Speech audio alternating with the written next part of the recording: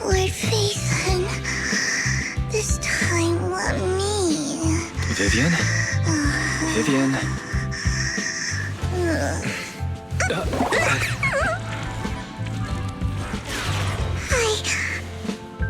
I didn't disturb your sleep, did I?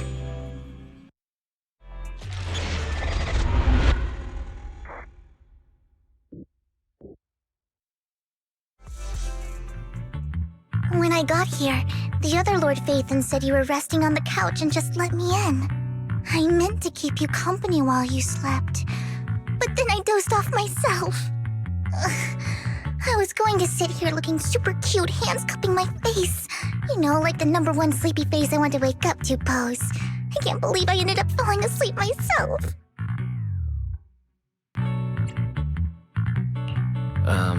Vivian, are you sure you're awake? That sounded like sleep talk. I'm sure sleeping in that position couldn't have been comfortable either. No, Lord Phaethon. I was just worried that I had disturbed your rest. Just being able to see you sleeping peacefully is already the highlight of my day. No, my entire month. Though it is a bit late, but... Good morning, Lord Phaethon. Good morning? Why so formal all of a sudden? Sounds like you're about to make an announcement. Mockingbird's death has stirred up quite the storm. I took some time to gather intel. It seems someone deliberately leaked the story that Hugo is an illegitimate child of the Ravenlock family, but I haven't found the source yet. Could it be Hugo's uncle, Hartman? Maybe he's trying to turn people against Hugo and Mockingbird by playing the illegitimate child card. I suspected that too. He could be using Hugo's background to make people believe Mockingbird is just another Top's pawn. To the upper class, Mockingbird may be insignificant, but it has a loyal following among regular folks. But after some digging, I was surprised to find that the public isn't turning on Hugo. They're actually starting to see him in a better light. Some people feel bad for him, some relate to his struggles, and Hartman's the one getting all the heat. Public outcry against Hartman is growing, with many believing he murdered Hugo for his own selfish gain. Tops is hosting an industry summit this week, a responsibility usually handled by the Ravenlocks. But my sources tell me another family has taken over this year at the last minute. If I'm not mistaken, Tops is intentionally keeping its distance from the Ravenlock family due to the current public sentiment.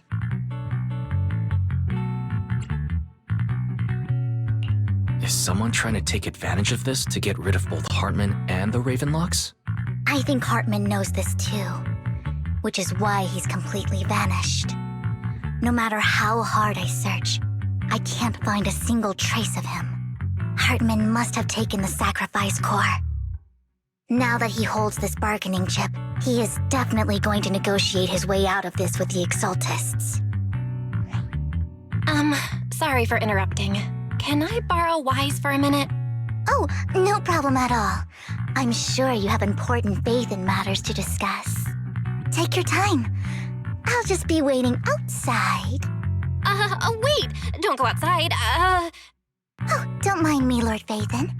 I wanted to browse the videotapes anyway. I'll be right here. Just let me know when you're done. Thank goodness Vivian didn't walk out the main door. Lycon's been pacing around outside for like half an hour and scared off at least 5 customers. He's stressing over what he did to Hugo in front of Vivian, but he really needs to talk to us. Maybe you should go speak with him first? Sure, I'll go talk to him. At the end of the day, we're all after the same enemy. As proxies, we should become the bridge between them.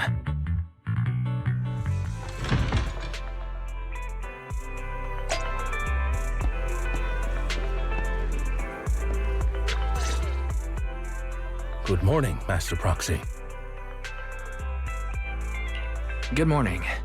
Belle just let me know you wanted to talk to us and Vivian about something? Yes, it's an urgent request from the mayor, one that directly affects New Eridu's safety. However, before we get into the details, as a former member of Mockingbird, I'm concerned about Miss Vivian. Hugo made many mistakes and betrayed the principles of Mockingbird, but I'm certain he didn't intend to put Miss Vivian or you in danger. I don't know Miss Vivian very well, and I was the one who took her companion's life. I might not be the right person to comfort her, but I hope she doesn't regret the choices she made or lose faith in the path she chose. Vivian doesn't seem down at all. In fact, she's been actively gathering intel. I think she's handling this with even greater calm than I am. If you're feeling bad about what happened with Hugo, it might be a good idea to talk to Vivian directly. From what I've seen, she's not as fragile as you might think. That's reassuring to hear. I trust your judgment. You've always had a sharp eye for people. Would you mind coming in with me? I'd like to apologize to Miss Vivian in person. Sure, but just to be clear, I'm staying neutral and not picking sides. You both have your own stance on this. As a proxy, I'll do my best to help facilitate honest communication. I respect that. Thank you.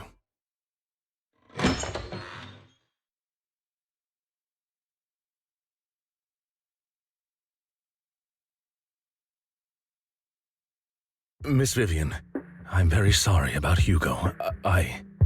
You don't have to explain anything. I'm also part of Mockingbird. Mockingbird stands on more than just gain, so it won't fall when fortunes shift. Hugo had his fixations and ambitions. I also have things I must see through. I'm determined to get to the bottom of the Exaltists and the sacrifices. Miss Vivian, as a former member of Mockingbird, you have my deepest respect. You have my word, whatever comes next. I would never harm you or Master Proxy. As for Hugo, please accept my condolences. Condolences? That's not necessary. Mockingbird has plenty of tricks up its sleeves. This isn't the kind of act that ends so easily. Wouldn't you agree? You're right.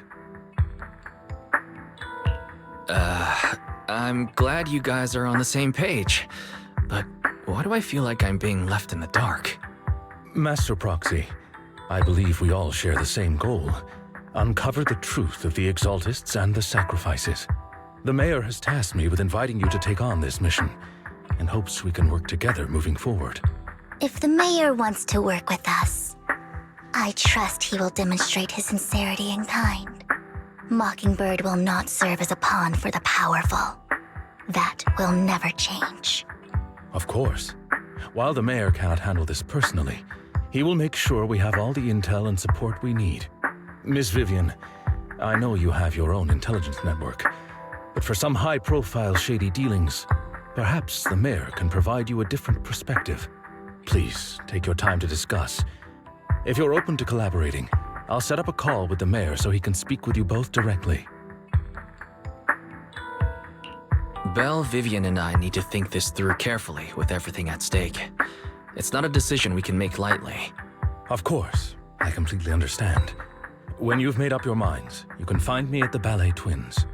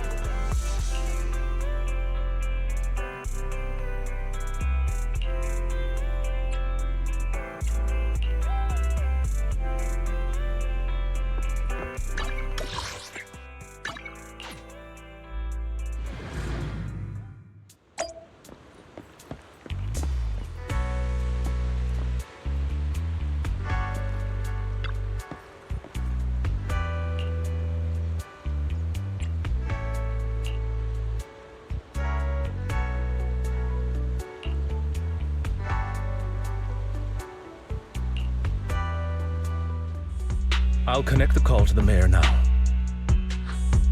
My dear friends, I'm glad you're willing to keep working with me. I'm truly sorry about what happened to Mr. Hugo Vlad. I didn't anticipate things would turn out this way. As mayor, I can't fully condone Mockingbird's actions, but personally, I had a lot of respect for Mr. Hugo Vlad. I looked further into Bringer's map. The sacrifices were created by an exaltist named Landon, who was active in Janus Quarter. Mr. Landon passed away in an accident a few years ago. Before he died, he was researching sacrifices and was said to have created a batch of serum that could turn living people into sacrifices. The problem was, the serum wasn't stable, and after his death, the recipe was lost. No one knows what happened to the exaltist in Janus Quarter back then. But it's clear that after the leader died, there haven't been major exaltist activities in the area. Bringer's map marks the locations where the exaltists' most successful attempts at creating sacrifices were. The leader of the exaltists in Janus Quarter died a few years back. They haven't been active since. Could it be that Hartman was just acting on his own? Unfortunately, that's not the case. My sources confirmed that Hartman had been secretly in contact with someone, and they only meet inside the Hollow. Is it possible it's someone from TOPS? TOPS is a huge alliance of corporations. They wouldn't bother getting their hands dirty. Instead, they just sit back and reap the rewards. Everything Hartman is doing is to secure his place in TOPS and strengthen his power within the Ravenlock family. If my guess is correct, Hartman has gotten in touch with the remaining members of the Exaltists that used to follow Landon, helping them create new sacrifices. But what's in it for TOPS? There's no way the Exaltists would just hand over their secrets about sacrifices to Hartman, right? A sacrifice outbreak would throw the city into chaos. And that's when TOPS steps in, taking control of the situation on their terms. The public will see the mayor as incompetent, while TOPS comes off as the real protectors of the city. And when that happens, public trust will shift towards TOPS. And Mr. Mayor, you might find yourself in an unfavorable situation. Still sharp as ever, Miss Vivian. So, what exactly do we stand to gain from partnering with you? Please don't tell me you're doing this out of some noble concern for your citizens. I'm not some hero of justice, and I don't believe in lofty ideals or empty promises. We have a common enemy. While our ideologies may differ, we can work together on this. And as proof of good faith, I may not know exactly where Hartman is, but I can fan the flames over Mockingbird's death and escalate conflicts within the Ravenlock family. So it was you behind the rumors. No wonder I couldn't trace the source of the public outcry. I'm not the one who started the rumors. I just helped them spread faster after they leaked. And I pulled a few strings to make sure the story painted Mr. Hugo Vlad as a heroic figure who was unfairly persecuted. As I said before, I had a lot of respect for him, and I'd be happy to clear his name. Now let me lay out my terms for collaboration. After looking into it, I found that the dormant sacrifice you discovered wasn't the only one. There are more places where sacrifices might be lying dormant. Too many eyes are on me right now, so I can't send my own men to deal with it. I'd like to ask you to retrieve the sacrifices from those locations. I'll make sure to dispose of them once you do, so no one will be able to use them again. On top of that, I've asked a friend to help monitor your physical condition, and maybe even uncover more of your potential. Her research overlaps with your teacher's work. You don't need to worry about her capabilities. She's a Void Hunter rank special investigator. Really? A Void Hunter rank special investigator is going to be assisting us? And she's involved in our teacher's research? That's right. She's heading to Janus Quarter for some business. I wanted to set up a formal meeting, but she declined. She prefers to assess things on her own and will reach out when the time is right. She'll let you know the details then. So it looks like you both are on board with this commission and ready to help recover the sacrifices? Okay. This affects a lot of ordinary people in New Eridu. We'll do our best. I know you won't let me down. Given our positions, we might not be friends, but we're definitely not enemies. I'll leave the rest to you then. I've got to go. Goodbye.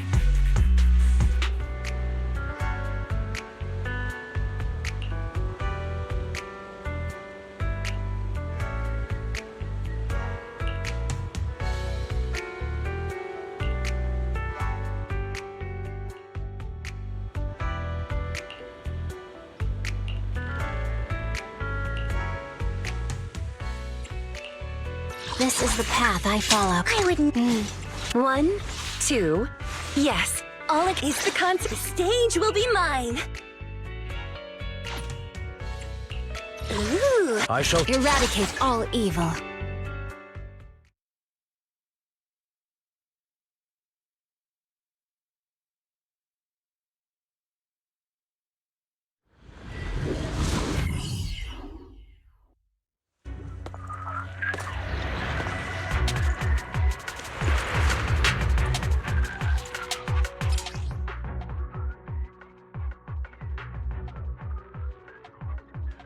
Lord Phaethon, thank you for trusting Mockingbird and me.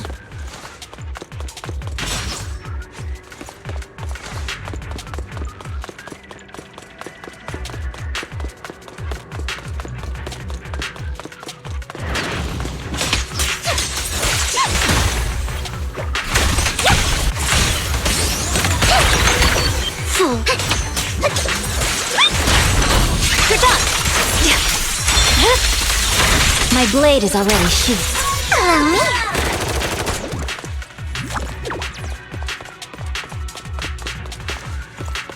Don't touch me. Has someone already taken the dormant sacrifice from here? Or did the Exaltus decide to relocate it? No. If these dormant sacrifices aren't handled carefully, they could awaken and turn against anyone nearby. She wouldn't risk moving them unless it was absolutely necessary. Did she realize the mayor was looking into this?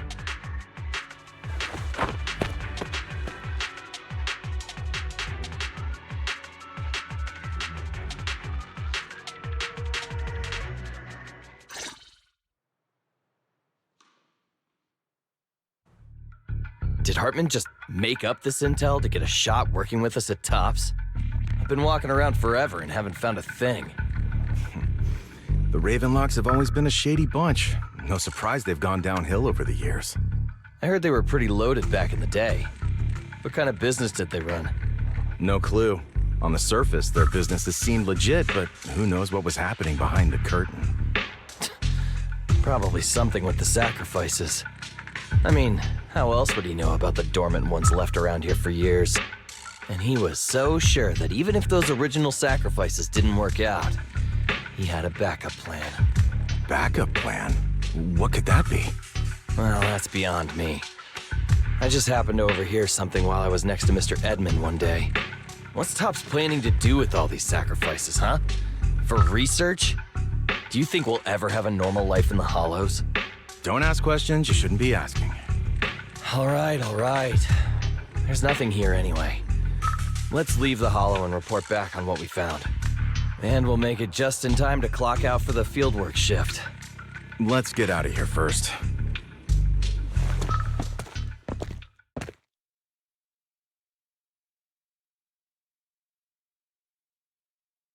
Hartman, that fool. He'll do anything to get into Tops, even if it means playing with fire. She's an Exaltist. Human lives have never mattered to her. The more people get dragged in, the greater the danger. Vivian, you seem a bit frazzled. Who's this she you keep bringing up? I apologize for losing my composure. Please don't mind me. The she I'm referring to is with the Exaltists. Someone I have a history with. That's why the moment I heard about the sacrifices, I felt compelled to uncover the truth. I never meant to hide anything from you. It's just that, for me, the Exaltists bring back painful memories. And I'm not ready to face them yet. So, Lord Phaethon, Please give me a little more time. Once I've gathered my thoughts, I promise I'll tell you everything.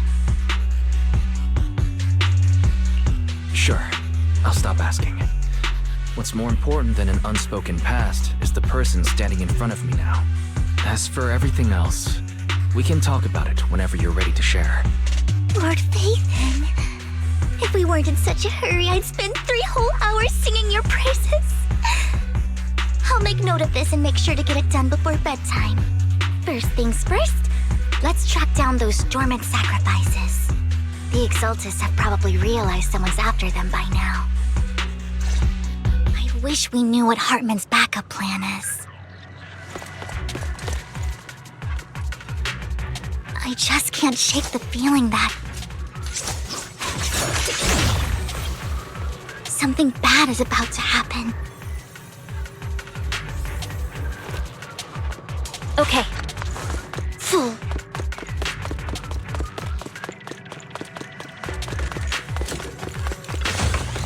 Don't touch me.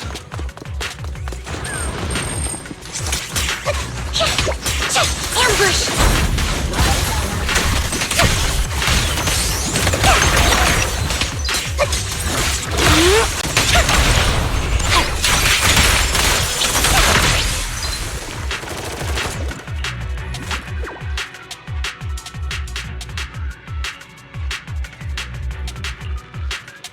Hugo may have done terrible things, but he had his reasons. Mockingbird might be seen as the bad guys by a lot of people, but...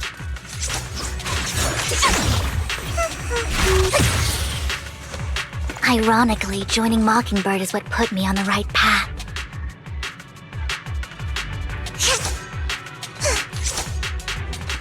For the first time, I'm needed for more than just my curse.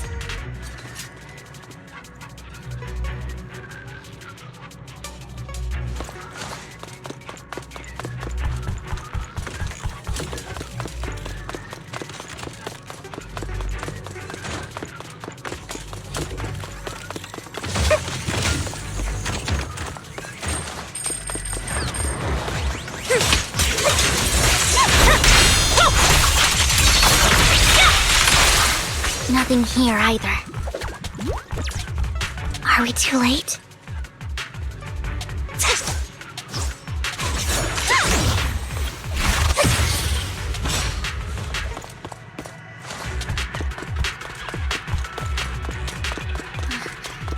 There's someone up ahead.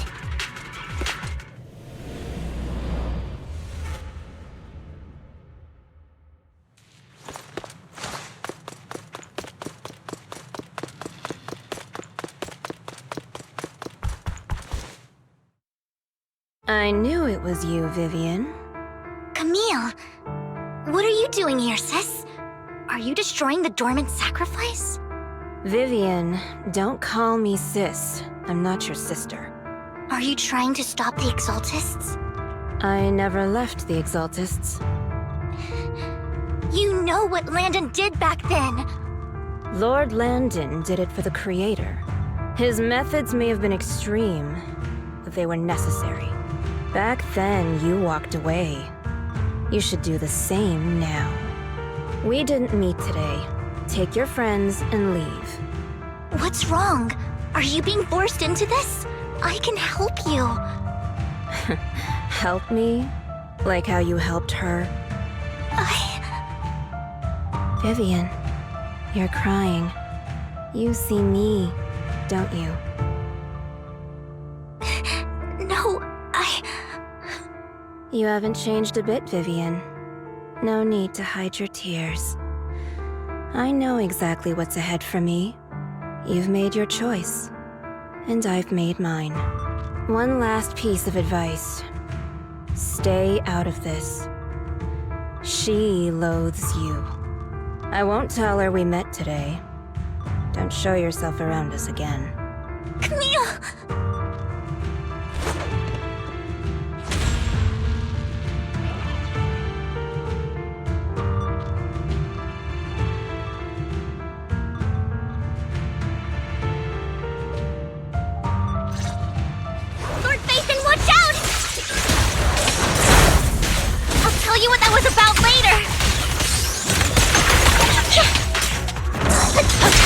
Let's take care of the ethereals first.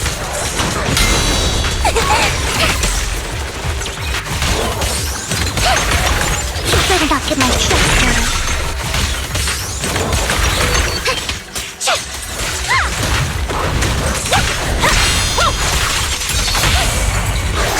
Out of my sight. Don't really know. Get my dress dirty and you'll pay. Shadowless blade. Victory, the only option!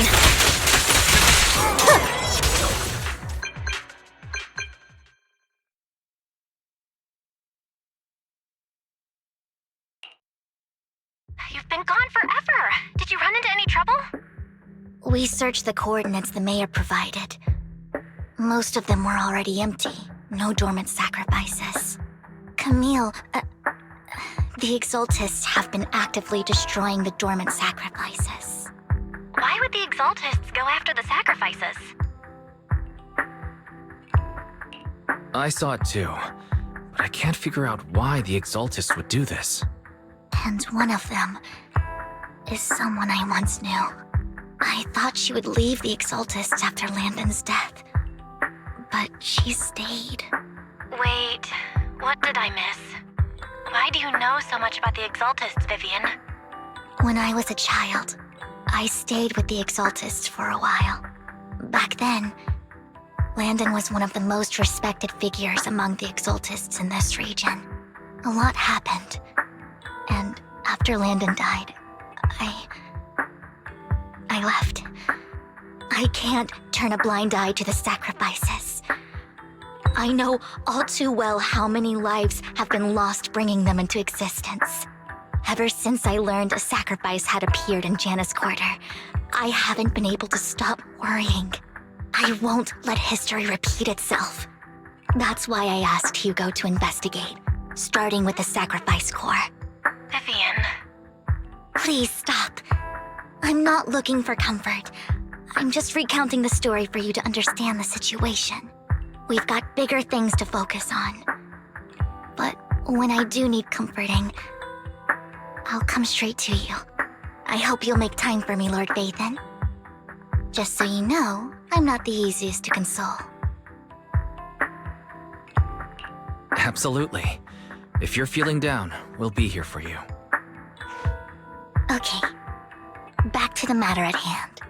That conversation between those two TOPS employees back in the Hollow is still bothering me.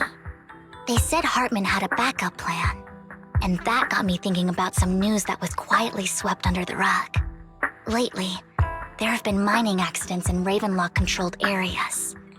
Many workers have died. The families were paid off with huge settlements, way more than usual. No protests, no controversy, and the issue was buried. But considering the Ravenlock's financial position, why would they be so generous with payouts? That sounds sketchy. Do you think those accidents were faked? Precisely. I don't think those workers died in mining accidents. I'm planning to reach out to some old friends, see if they've heard anything about this. Do you have time, Lord Vathan? My contacts are just near 6th Street. Care to join me? Sure. Let's go together.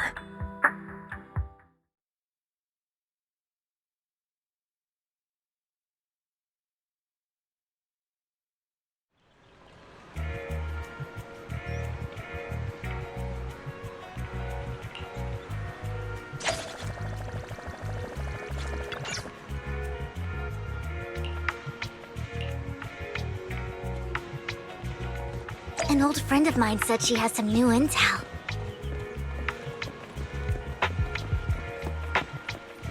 She's like a mentor to me. I learned a lot about data scraping on the internet thanks to her.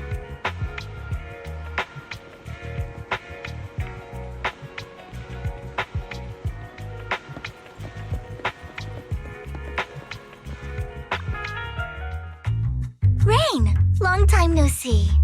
Yeah, it's been a while. Rain? So you're the old friend Vivian was talking about. Yeah, Phaethon. Long time no see. Rain, you actually know that Lord Phaethon is Lord Phaethon? No, I mean, you actually know Wise is Lord Phaethon. I didn't know right away. One time, I needed a favor from Nicole. I only found out after meeting them. I mean, who would expect a legendary proxy to be running a video store for a living?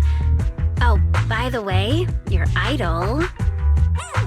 Rain, let's not bring up old stuff. Lord Phaethon wouldn't be interested in that. Why are you all tense?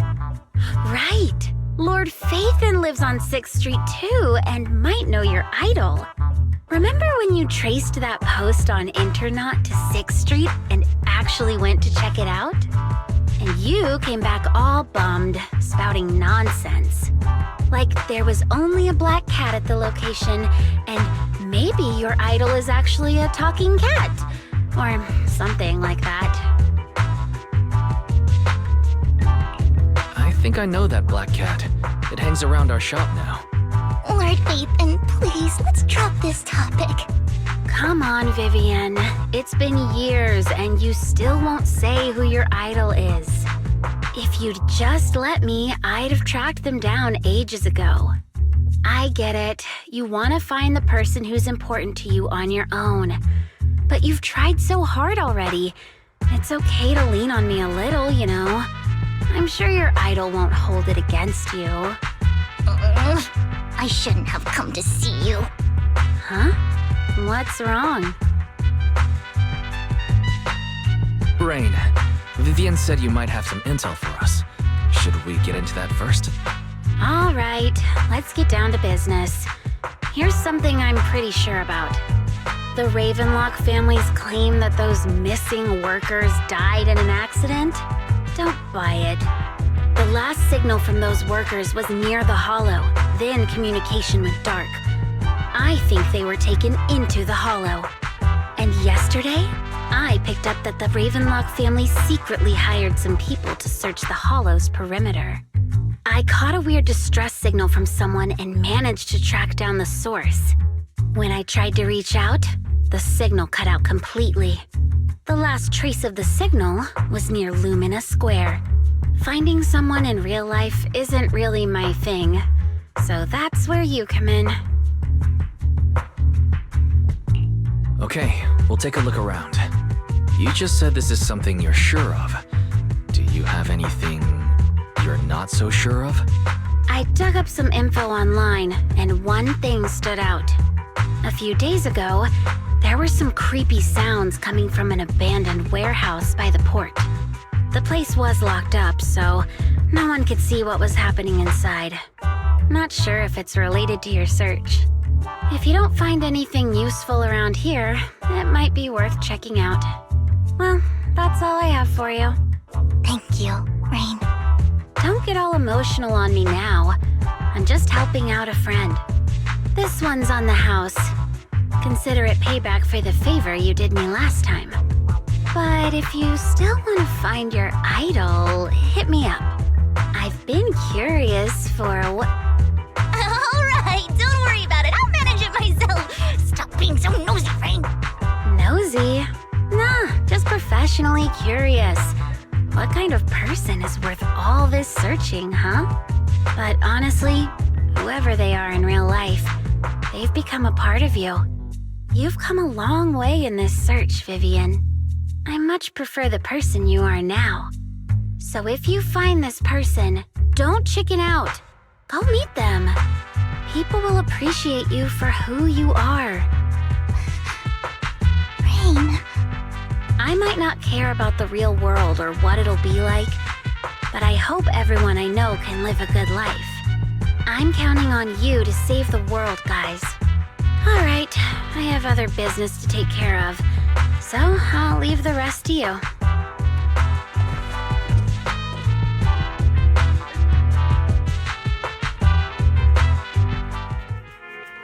Lord Phaethon, please pay no mind to what Rain said.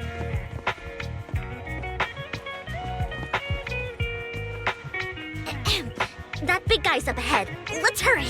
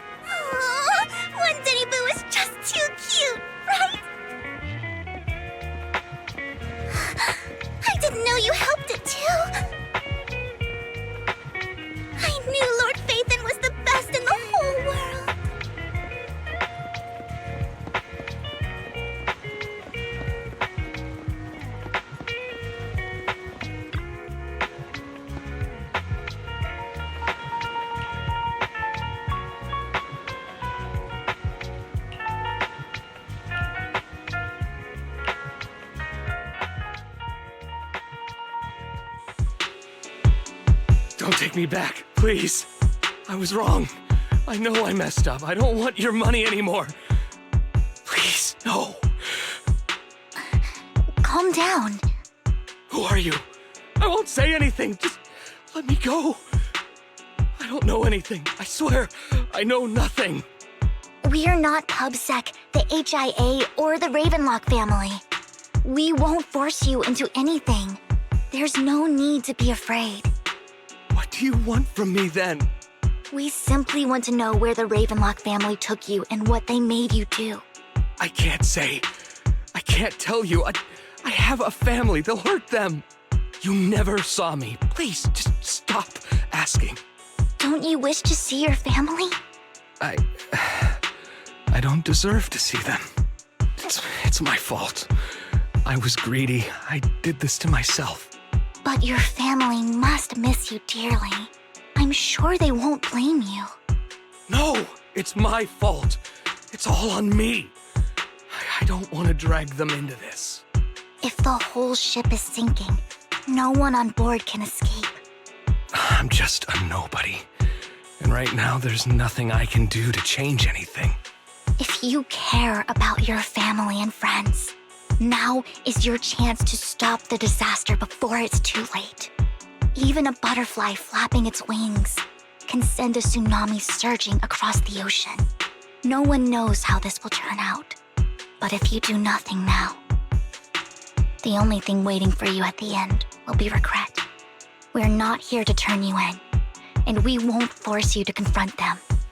You'll be safe with us. I'll help you return to your family. But you must tell us precisely what happened. Hartman offered a huge amount of money, looking for workers to go into the hollow to guard something. The money was way too good. We all kind of figured something wasn't right. I thought it was just smuggling or guarding some kind of illegal ether resources, so I signed up. After we sent in our applications, Hartman's men took us into the hollow. The first place we went, there was a strange box. When we got there, they handed us some pills, saying they'd improve our aptitude for ether, for us to last longer in the hollow. But after I took them, everything went fuzzy. Something was definitely off about those pills. When I woke up, I saw my coworkers dead in front of me. And there was blood all over my hands. They said something about me being a good experiment, moved me somewhere else, and locked me up. They wanted to inject me with something. I got scared and didn't know what was gonna happen. But then a blonde guy found me, gave me a carrot, and let me go. So I escaped. I didn't want to kill anyone. I don't know. It wasn't your fault that your coworkers died. You were just a tool in their hands. Do you remember the place they first took you? Do you know what was in that box? I only remember the first place was like a rooftop. I think it was on top of a tall building. What exactly was in that box? I can't remember. I'm not lying. Those pills they gave us, they make you hallucinate. I took just one and my mind felt like it wasn't my own. My memories turned into a blur. I'm telling the truth. I'm not trying to run from my mistakes. I just really can't remember what happened. I know you're not lying. We'll arrange for your protection. You can rest easy and recover, and your family won't be dragged into this. Once this is all over, you will be able to reunite with them.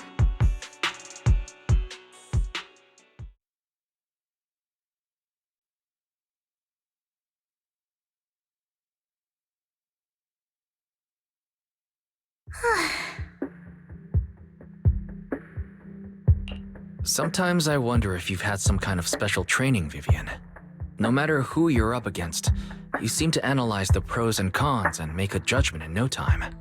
Actually, I wasn't always like this. I used to run away when things got tough. There was even a point where I just wanted to disappear. As if my very existence was the source of suffering. I wondered. Perhaps leaving it all behind could put an end to the pain.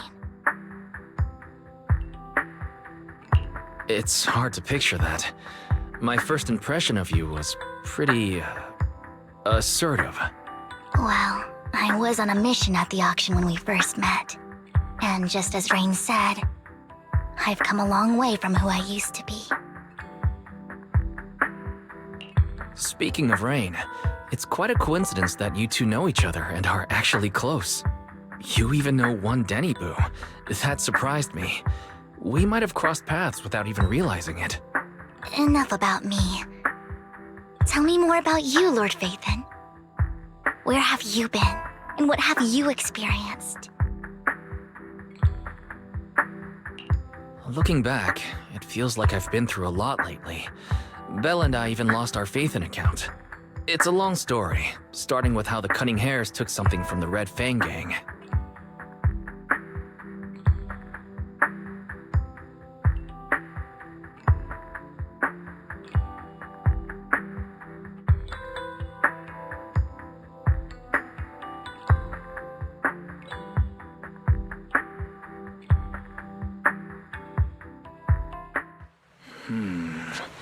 It should be around this area. Belle told me there's a highly rated store here.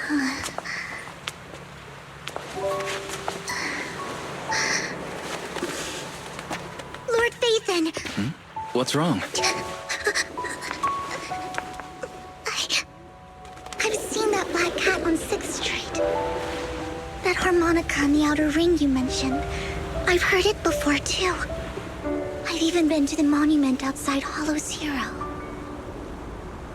But none of that was a coincidence. It was me.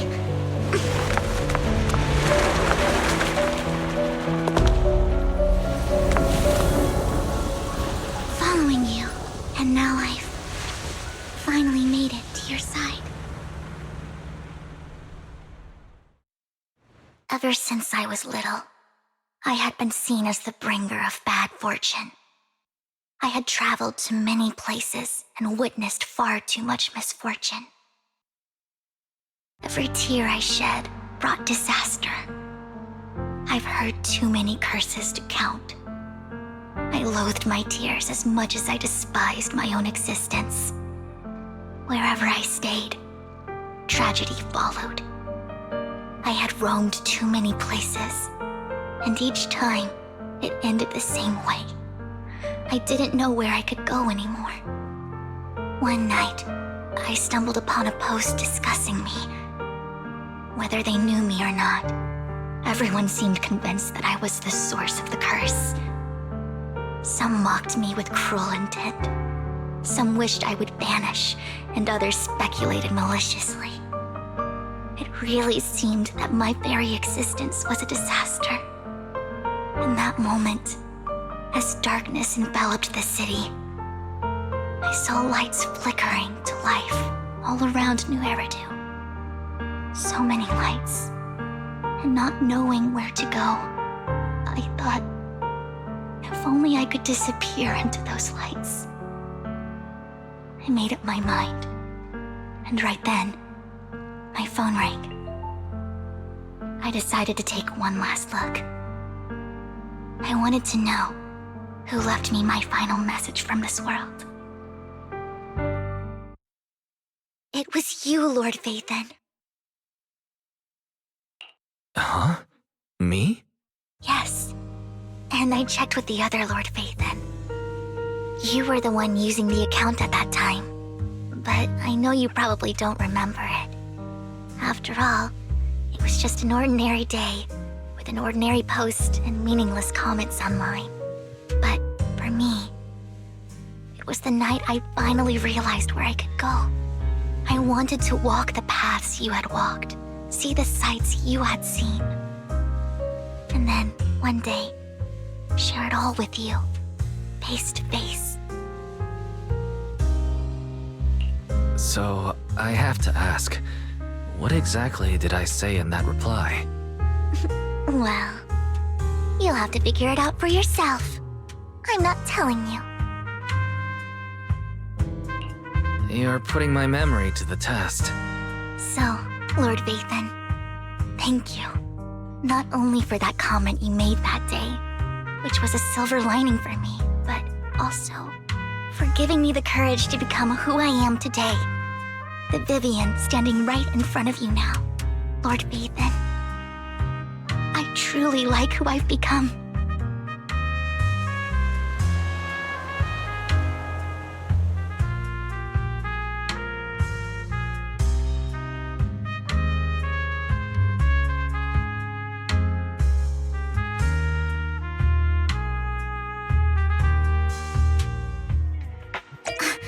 Lycon just sent a message. There's an update. Let's head back to the video store and go over the details together.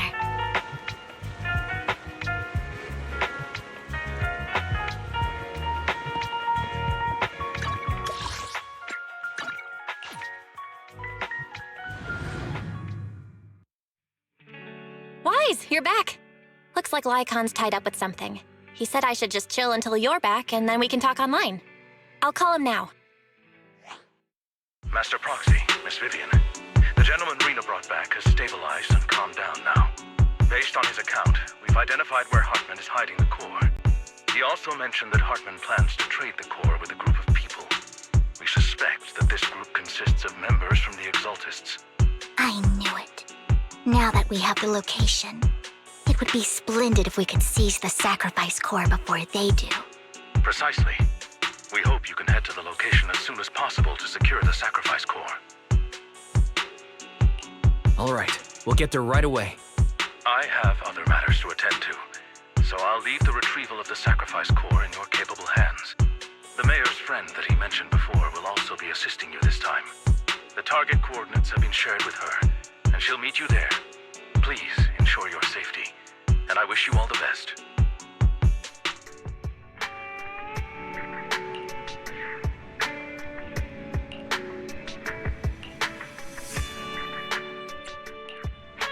I'm at your... Eradicate, my blade is ready.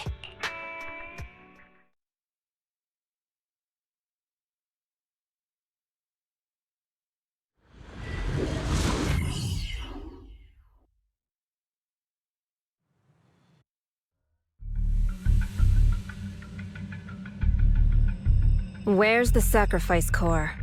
Camille, you really think I'd stroll around with something this important? Plus, even though the Ravenlocks and the Exaltists have been working together for ages, I've hardly even met Lady Dina. I'm the one offering the sacrifice core here. I'm curious what Lady Dina's got lined up for me in return? I'm just here to verify that the core you mentioned is real. Once that's sorted, Lady Dina will give you a proper response. Our partnership isn't just talk. We need to be sure you have what we need before moving forward. Sure thing. I'll take you to where I keep the core. Once you verify it's legit, have Lady Dina come over. We'll lay everything on the table face to face. All right, lead the way. It seems Hartman is trying to bargain for more. What a greedy and insatiable man. It's just that... why would they only send Camille for something as important as the sacrifice core? And I can't shake the feeling that Camille doesn't want Hartman and Dina to meet. Why is that? So this Dina they were talking about, is she the leader of the Exaltists? Kind of. Lord Vathan, I really think we should hurry. We must get to where Hartman keeps the core before anyone else does. I've mapped out a shorter route, but there will be ethereals along the way. I'll leave the fighting to you, Vivian. Don't worry, Lord Vathan. You're in capable hands. I'll ensure your safety.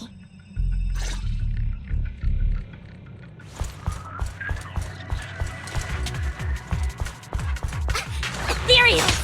Stay away from Lord Vathan!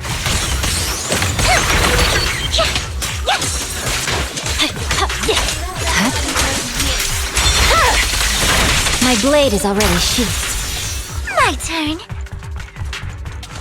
Looks like Hartman's trying to negotiate for more leverage.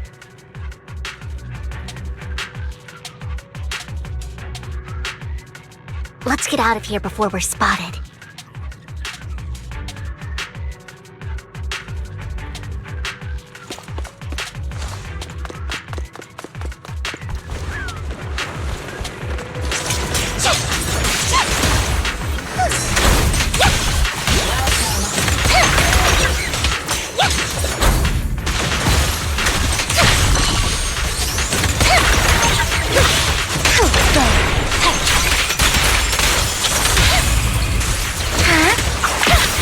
Keep moving, Lord Phaethon. Fool.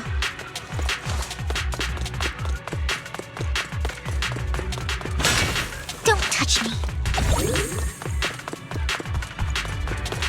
Leave the enemies to me, Lord Phaethon.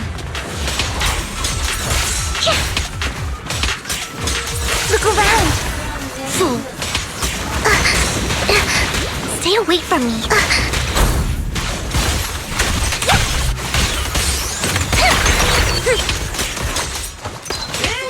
Help me!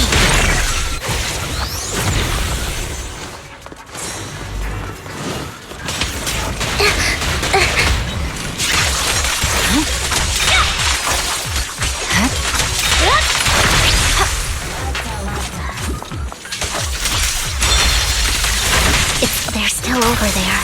Looks like they're arguing.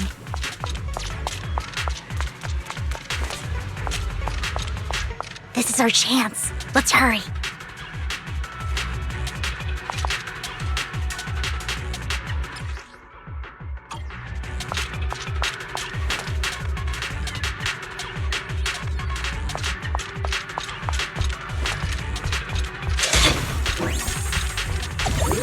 No matter who has the sacrifice core, Hartman or the Exaltists, it would be really dangerous.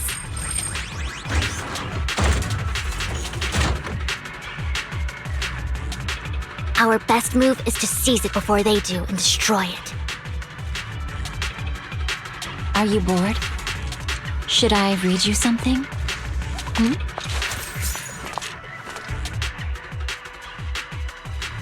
Hand over what's in the box. Or we do this the hard way. You sure talk big, little girl. Let's see if you can get past me first.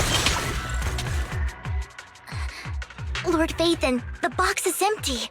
So Hartman never kept the core here to begin with? How did you even find your way here? Where's the core in the box? What did you do with it? You call this keeping the sacrifice core safe?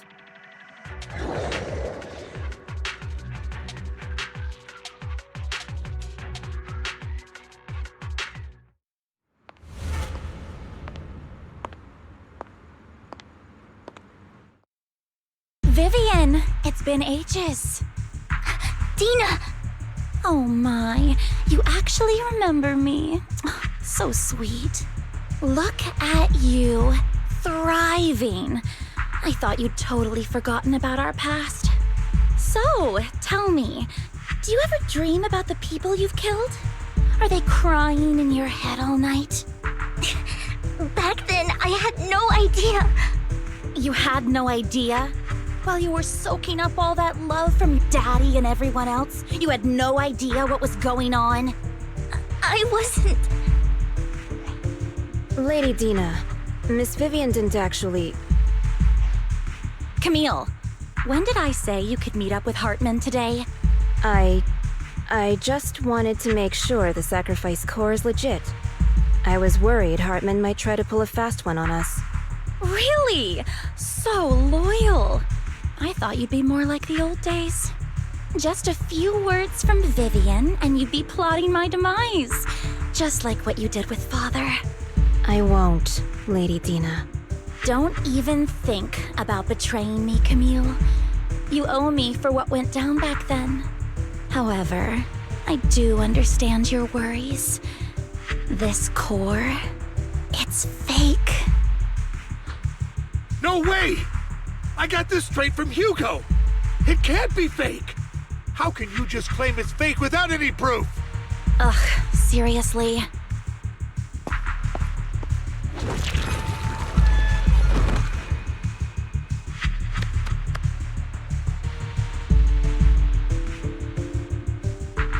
The sacrifice core can max out the ether particles within human bodies in no time at all.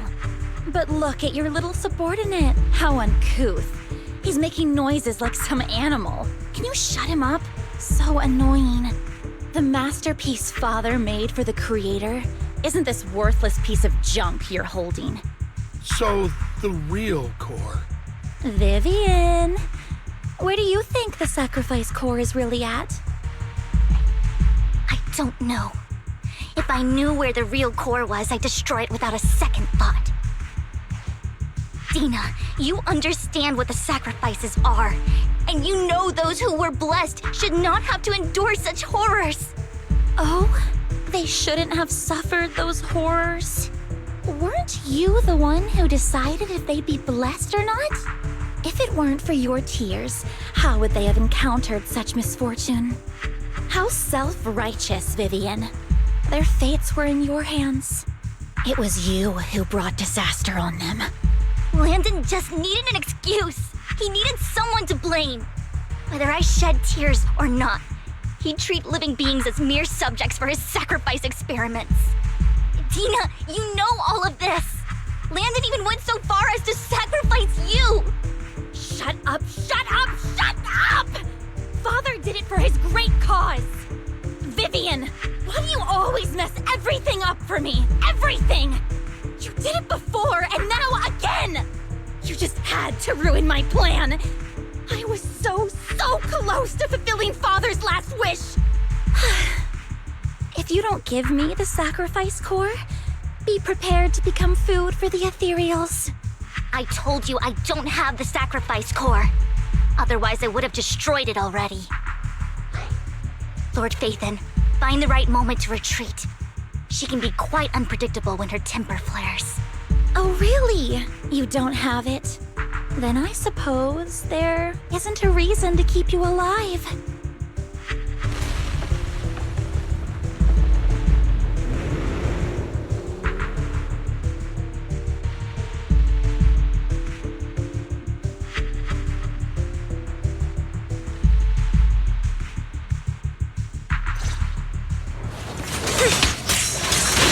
More ethereals are coming.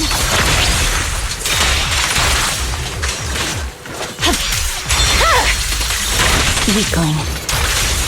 Too many. No chance to get out of this.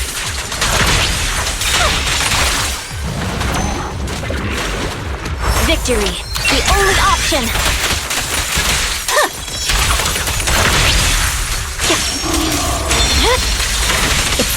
Stay away from Lord Phaethon! There are so many.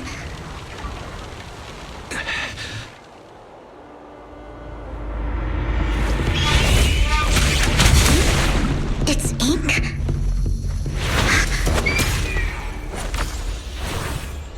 Shun Palace, good fortune, closed gate, safety. What? An evil miasma gathers here. Another place of conflict.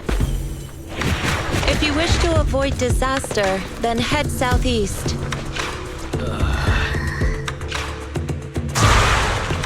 Now! Thank you.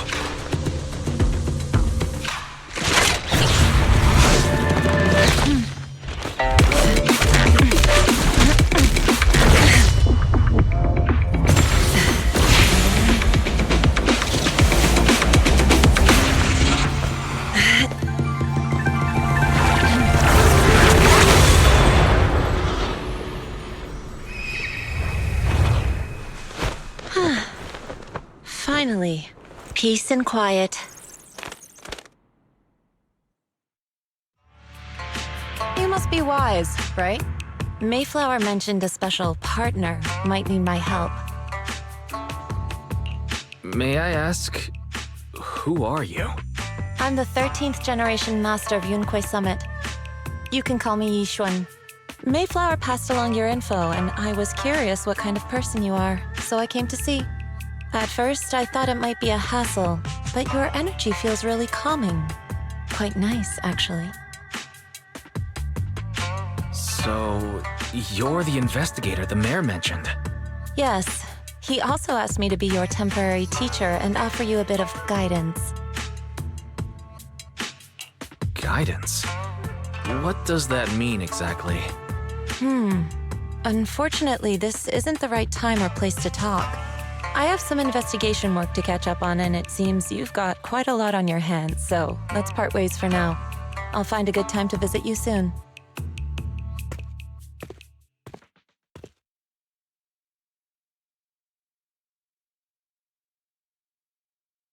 I'm so sorry, Lord Vathan.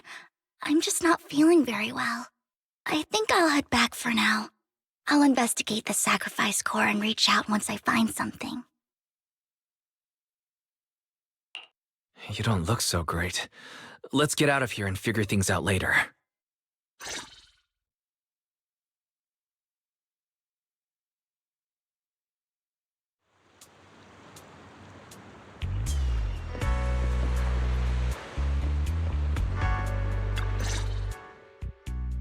Lord Vathan, are you going to rest now? I can head back later, Vivian. You seem a bit off since we left the Hollow.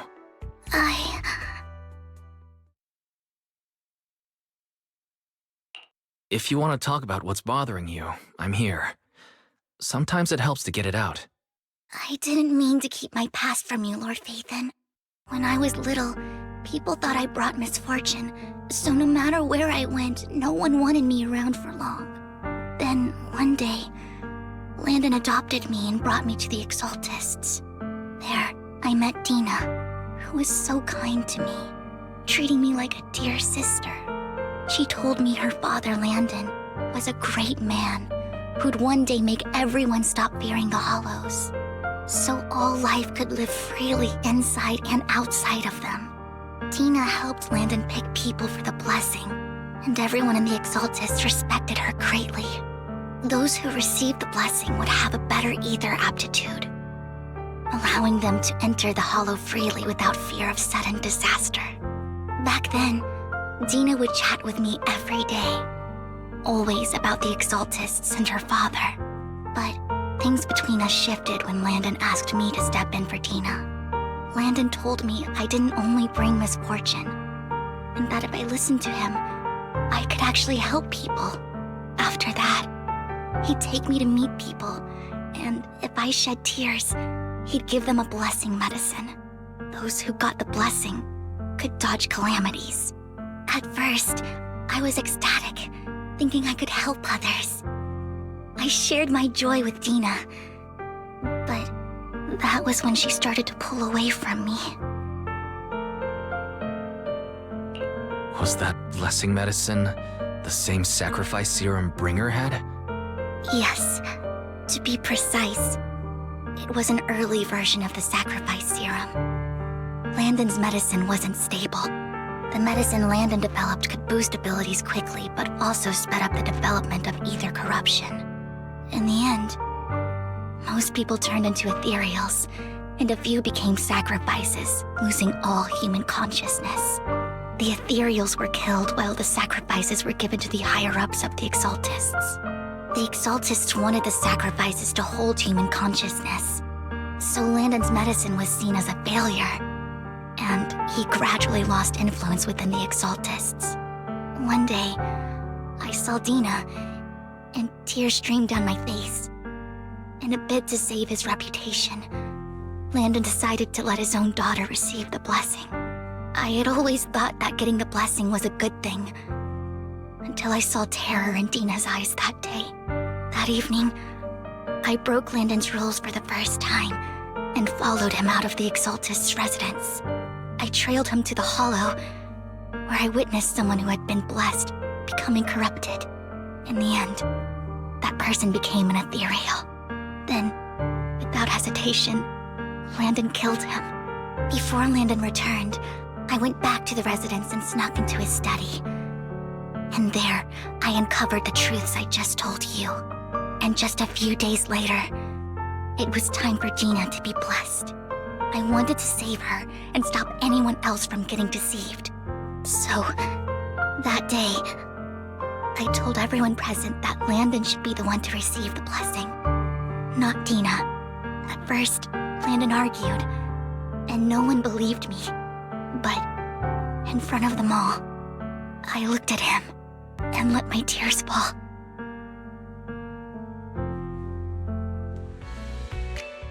Lord Landon, please accept the blessing. Vivian, you... Why won't you accept the blessing? Were you lying to us? Ungrateful fools! You have no use anymore! Liar! Run! Run! Dina! Dina, wake up! We have to go! Vivian? What's happening? Listen to me! Lord Landon's so-called blessing isn't...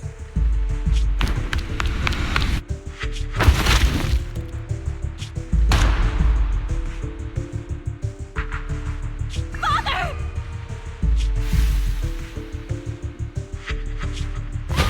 No, I was just...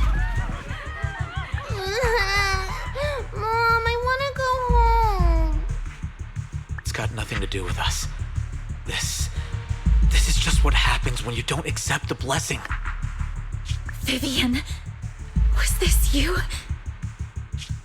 Tina, I just didn't want you to accept the blessing. Everyone who does ends up... I just don't want to lose my father. You knew? If you knew what he's done, you... He's my father. He's all I have. Stop being self-righteous, Vivian. You only ever bring misfortune.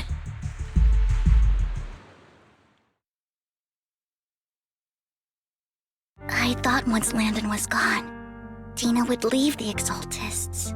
I never expected her to continue his research, or that Camille would stay. Camille lost her entire family in a hollow disaster, so she's always supported the Exaltists. She's not a bad person. She's just someone searching for hope.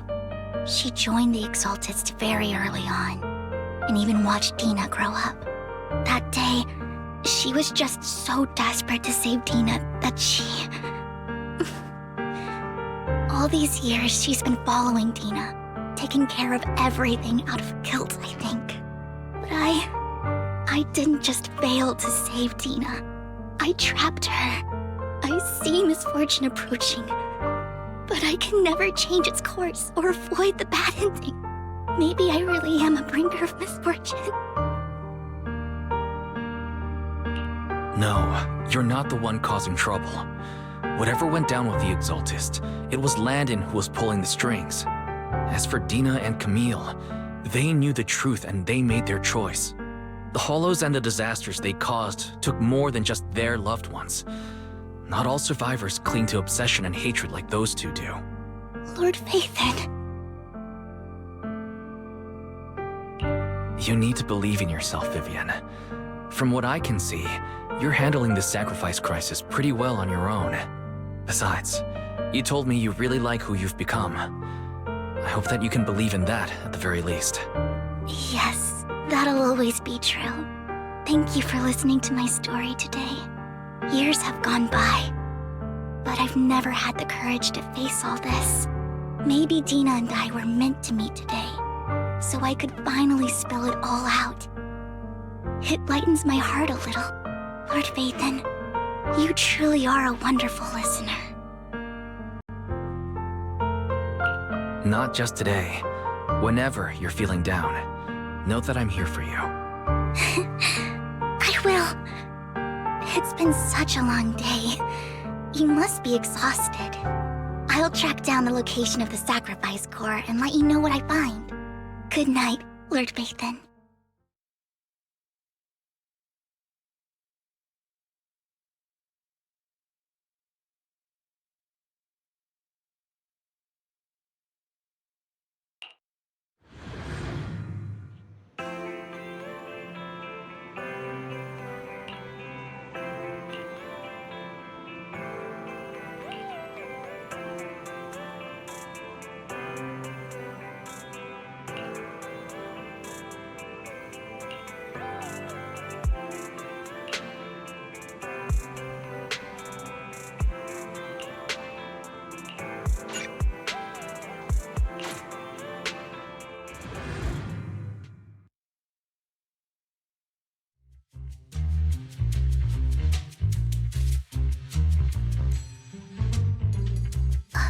Shawl, I didn't expect you to be working here.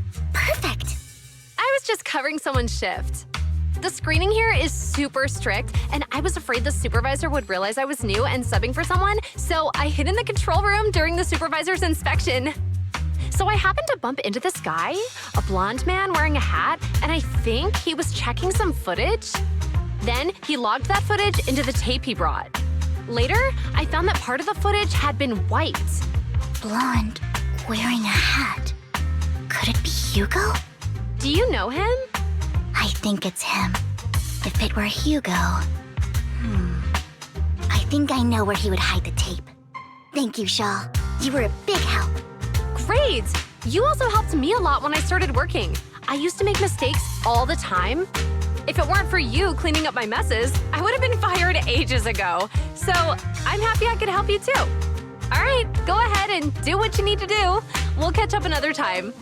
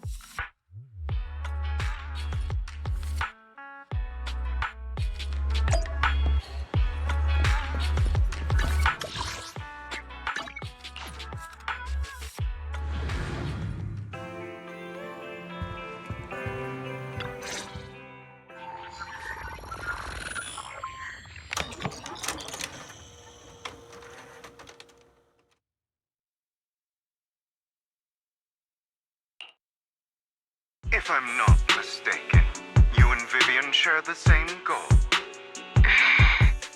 Silence is no good for negotiation. I just don't want Dina to reach a point of no return.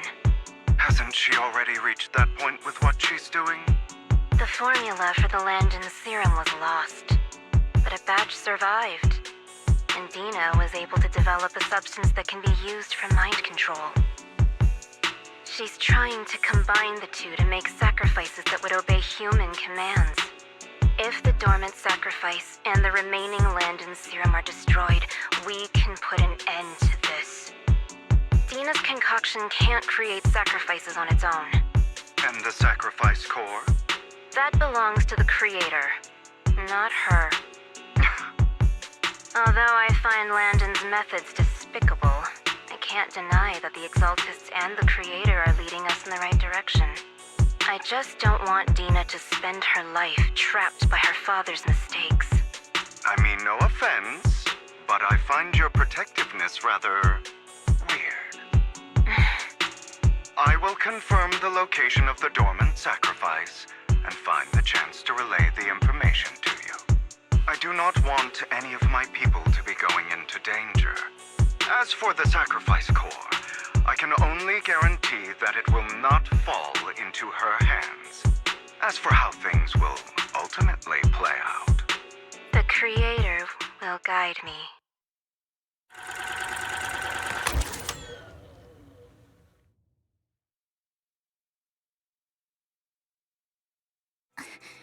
Camille was actually destroying the dormant sacrifice?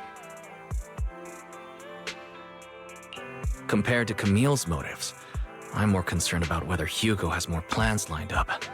Hugo... Wise, Lycon just sent a message saying he's got something urgent that he needs to talk to us about now. Alright, let's patch him in. Master Proxy, I apologize for disturbing you. We have just learned that the Ravenlock family will host a banquet tonight. This banquet is rather special, as they're allowing members of their family to invite business partners to attend. With Hartman at the center of controversy, there are many members of the family who are eager to use this opportunity to replace him. The mayor has been spreading rumors of a young tycoon who inherited a sizable fortune and is looking to partner with a person from an old and influential family.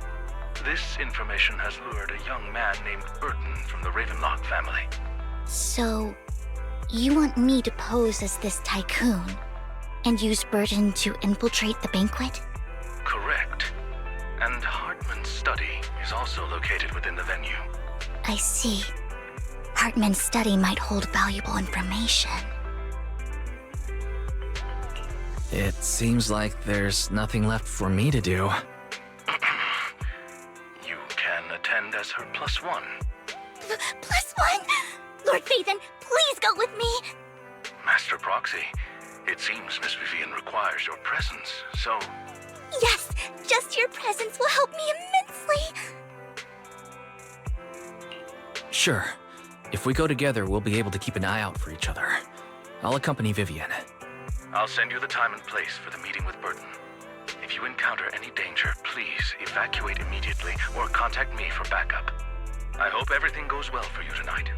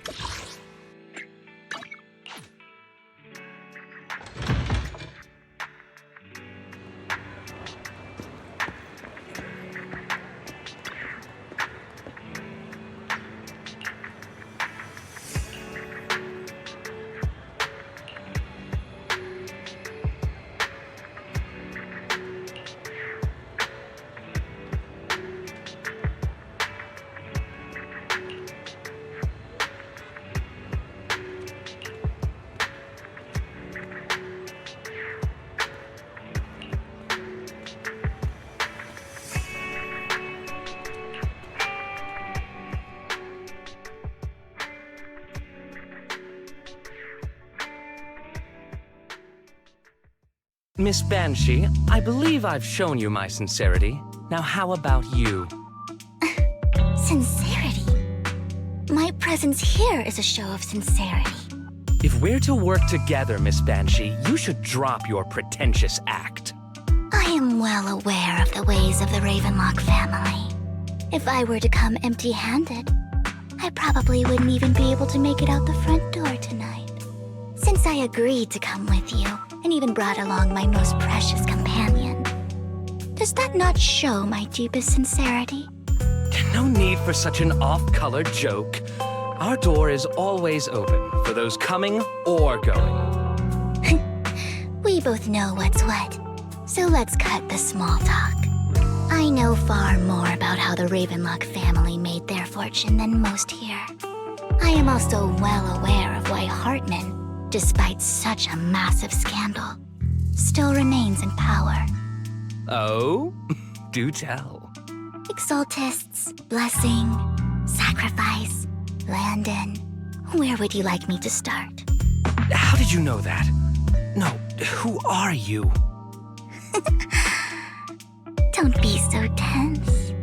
If I'm not mistaken, it's about time the banquet began. My companion and I are practically famished. Is this how you treat your guests? By letting them starve?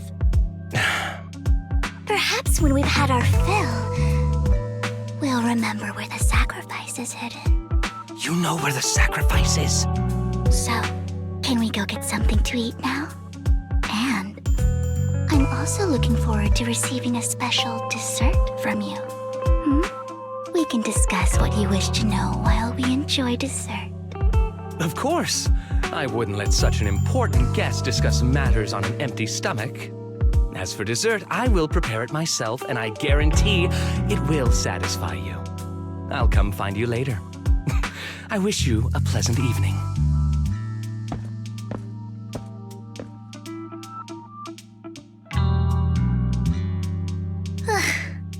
These kinds of people are exhausting to deal with. I really don't know how Hugo used to put up with it.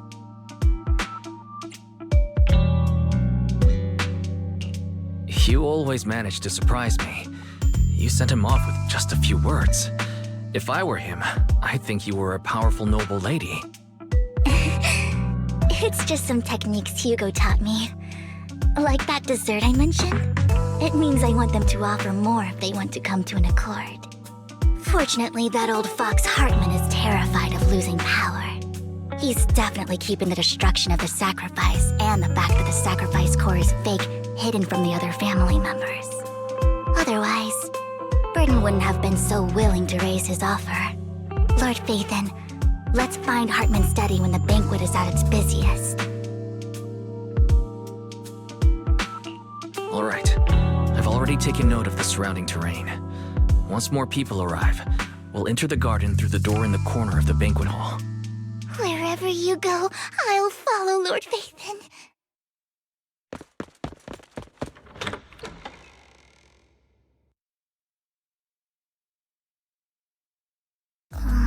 Isn't this going a bit too well? The security outside of the manor is really strict, but maybe it's more lax on the inside? Just in case, though, let's contact Lycon. Right. Having some backup would be safer. Let's check Hartman's recent correspondences for clues. I still have concerns about the sacrifice core. Right. Though the core he gave Dina was fake, Hartman might have left a trick up his sleeve and hid the real one. Then let's split up.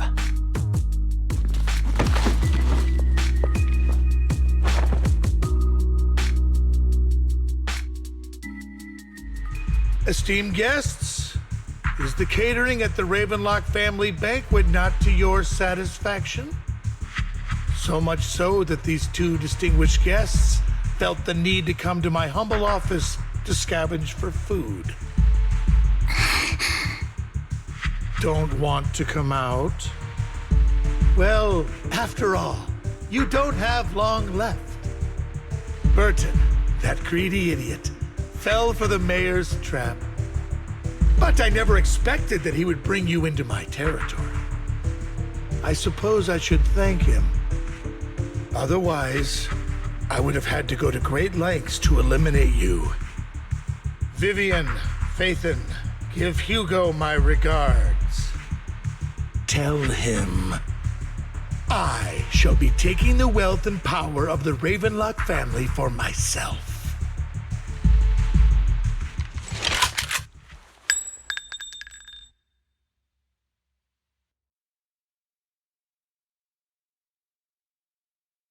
The bullet?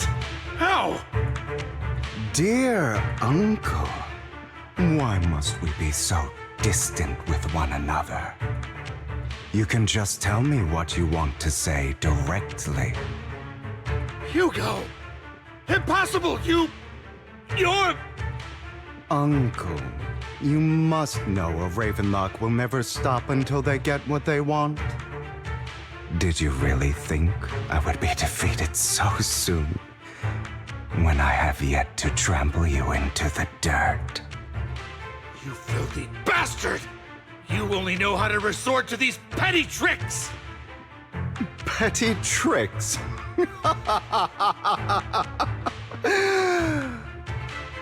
Perhaps you'd like to know what I managed to accomplish using this faked death of mine. My dear uncle.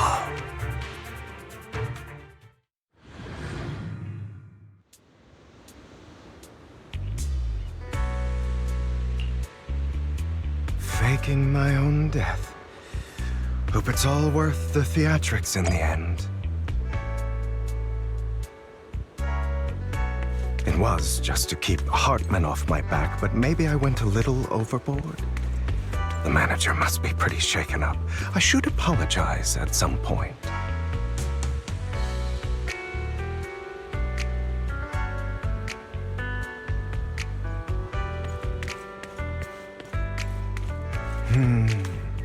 Guess I'll also bring Lycon along. He's my partner in crime, after all.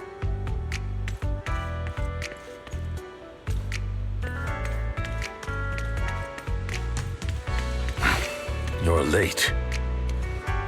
So strict. Spare me a moment to catch my breath, will you?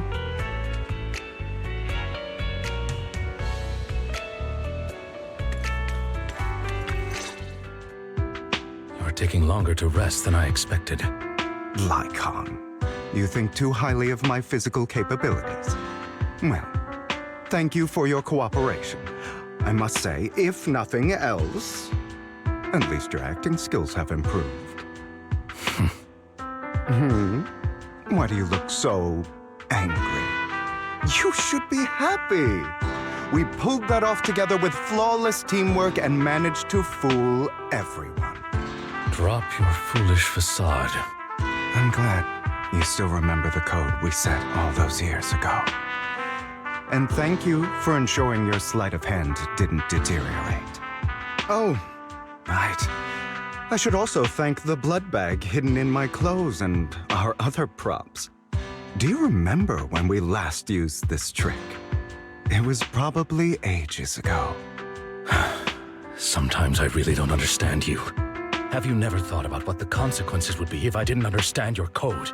If I decided against helping you? Or if I just couldn't control my strength properly? You'd understand it.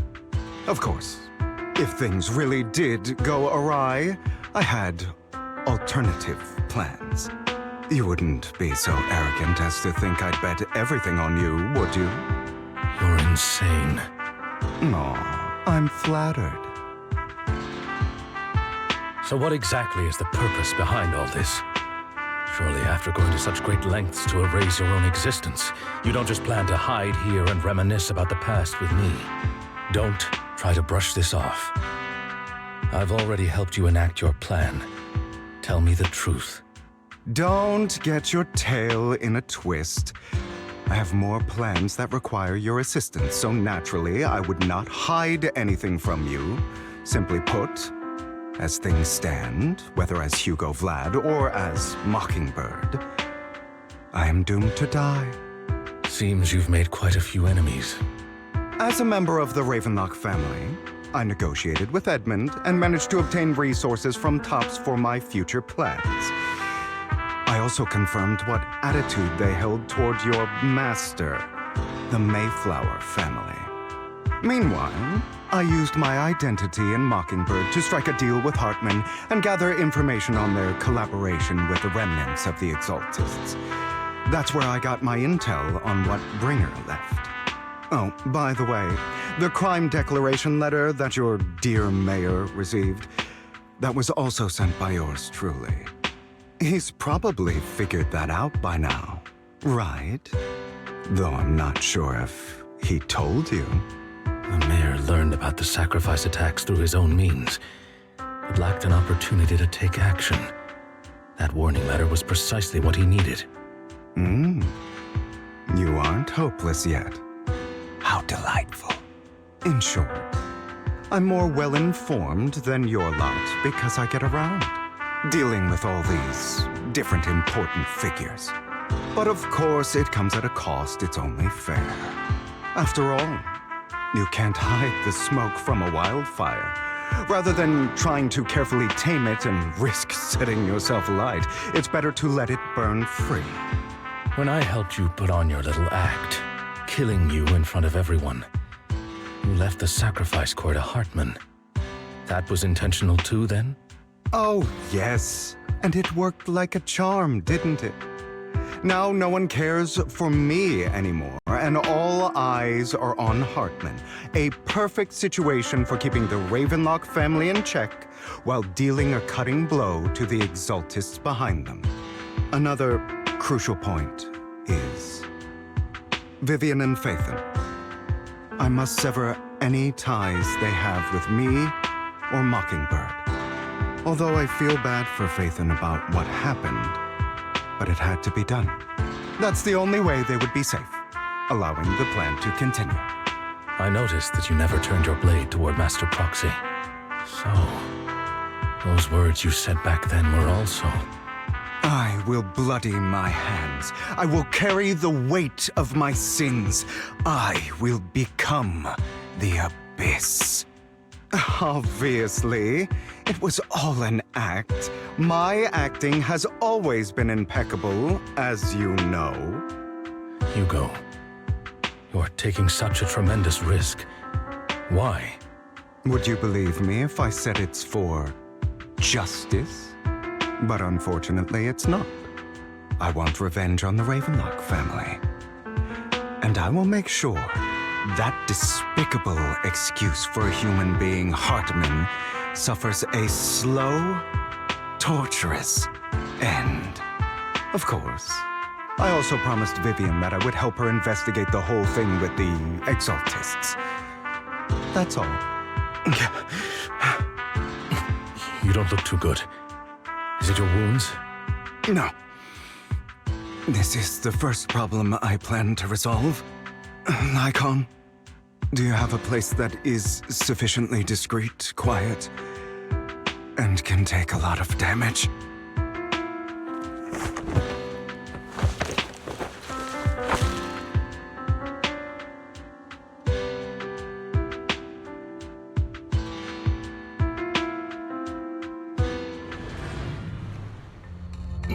What exactly are you doing? Don't look at me like that. If I didn't have to do this, I wouldn't. Hartman recently obtained a bizarre substance, most likely from those crazy Exaltists. After use, it allows control of the victim's mind, to some extent. You were dosed with it? To be more precise, Lycon, I deliberately allowed Hartman to put this drug in my cup to facilitate our previous collaboration.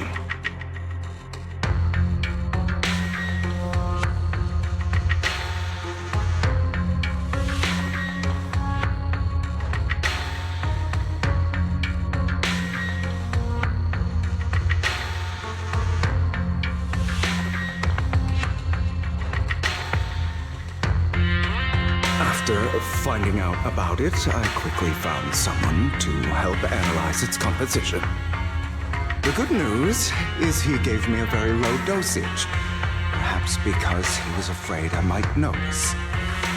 There's a different medication that can delay its onset, preventing me from actually being under his control. I simply need to put on a show in front of my dear uncle. The bad news is that currently there is no antidote.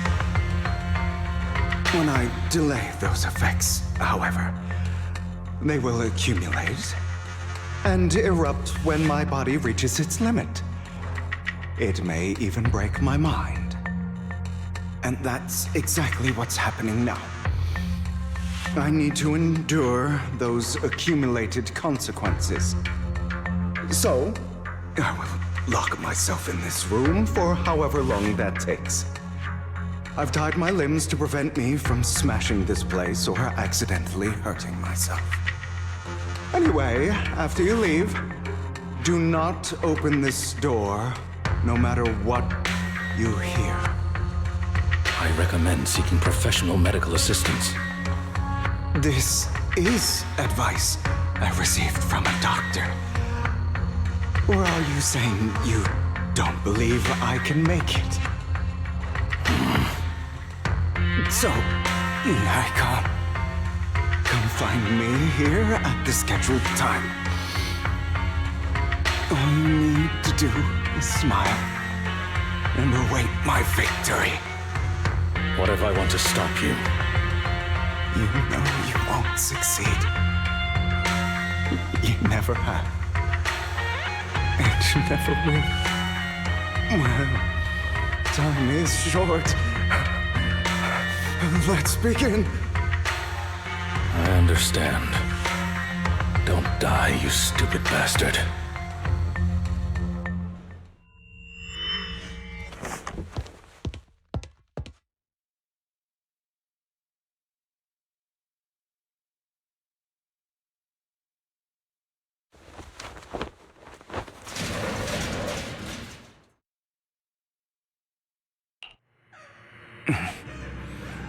Is this because the side effects haven't worn off yet? Lycon's late. I'm surprised. Or is something wrong with time itself? Looks like someone's over there. Might as well go ask.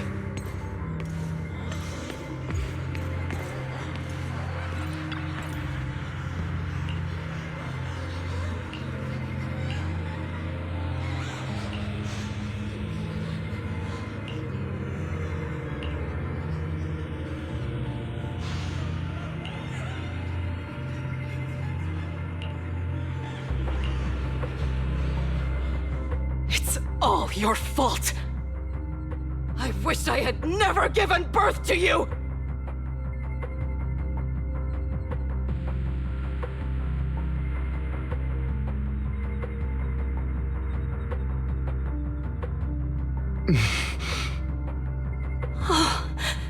Everything will get better if you just die, right?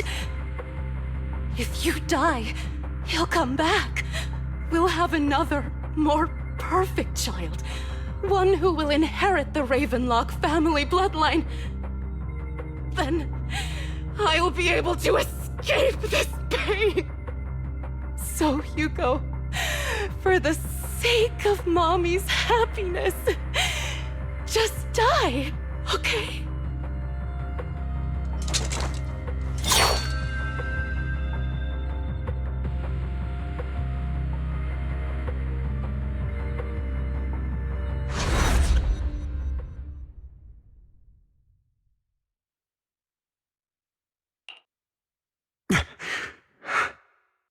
So, I wasn't awake yet after all.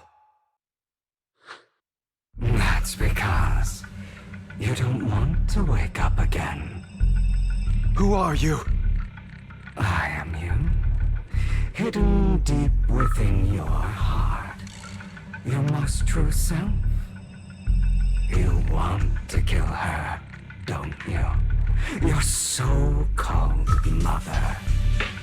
Every time she beat you without reason, when she tried to gouge out your eyes, when she sold you into that hell, laughing all the while.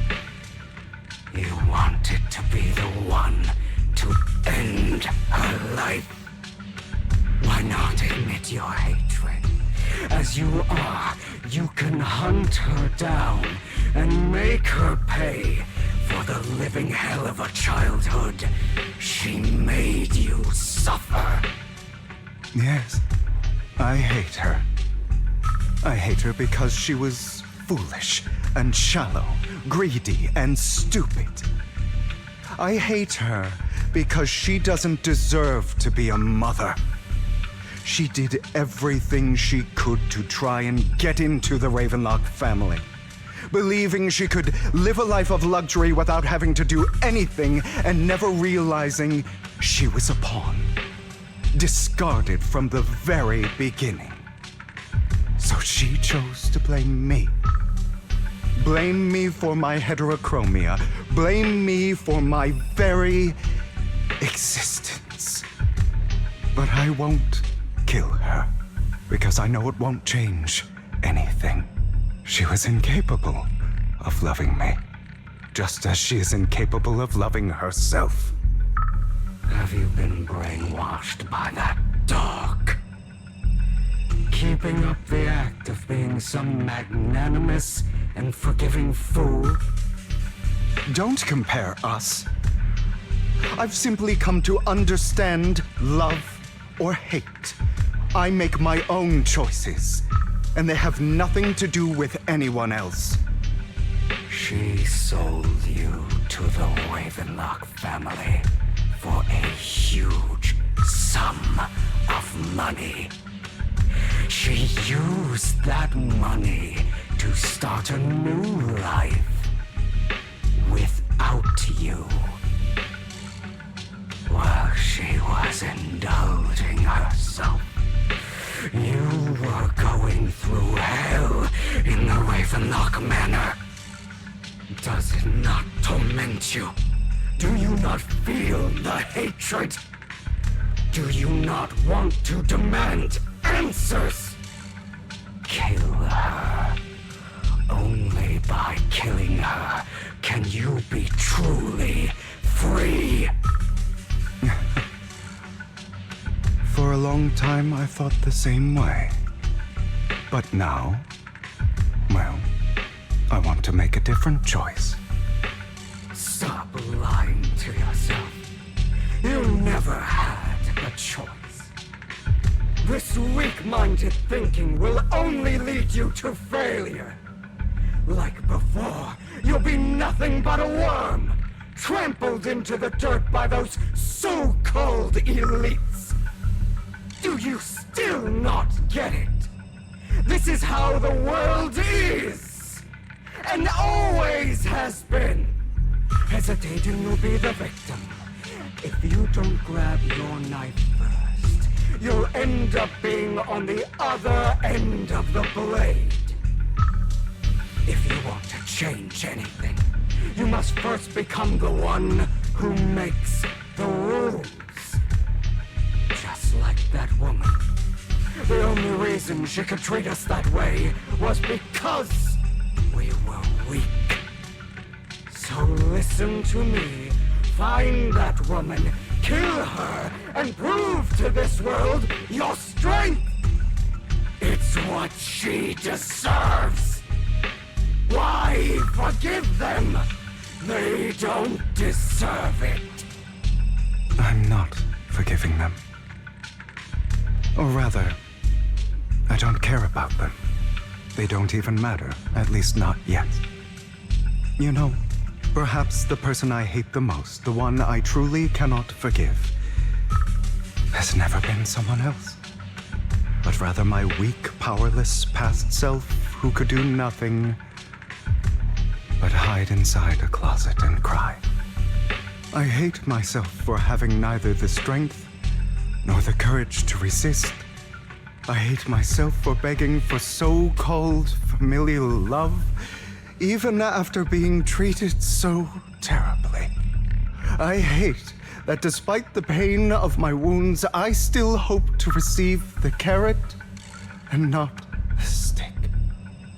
And that means you, correct? So, I forgive you. I forgive myself.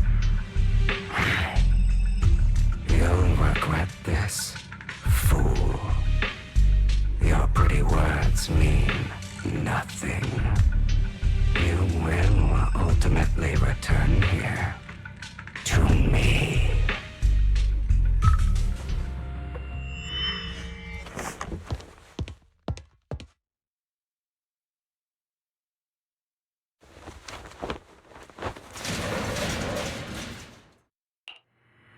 I see. This is still an illusion. I wonder who's going to show up this time.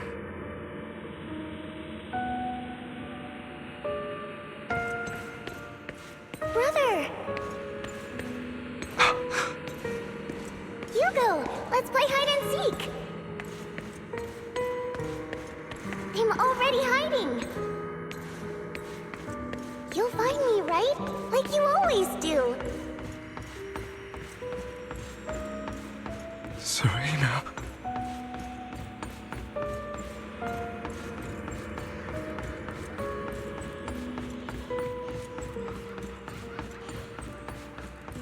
You're looking in the wrong place. I found an even better hiding spot this time. Harder to find than any place you showed me.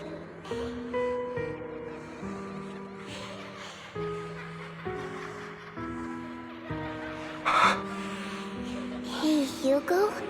Do you ever wonder why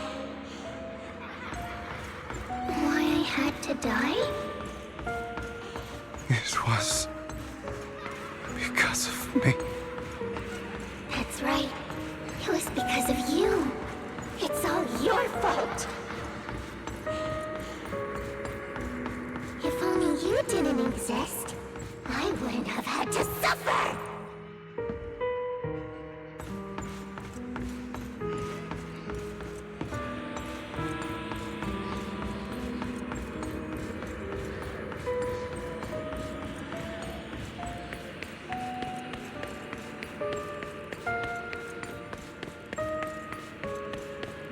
Still looking in the wrong spot. I can't believe you still haven't found me after all this time.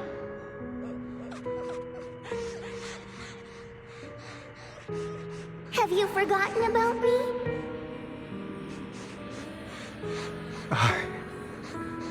I haven't forgotten. It's okay. I'll forgive you. I'll still be nice to you, just like before.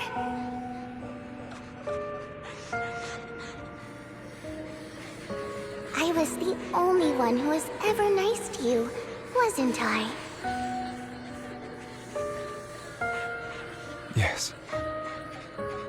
Then tell me, why do good people always suffer? Why is kindness always punished instead? Tell me, Hugo, why?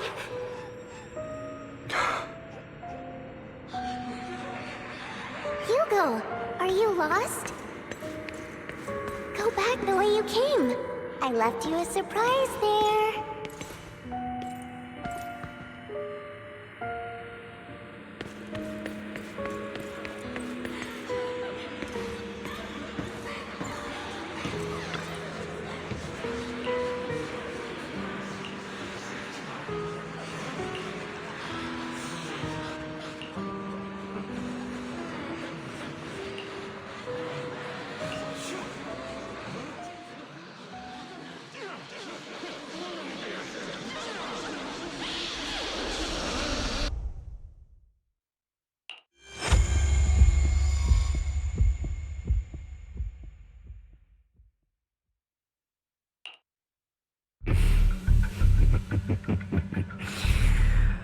I told you that you would eventually return.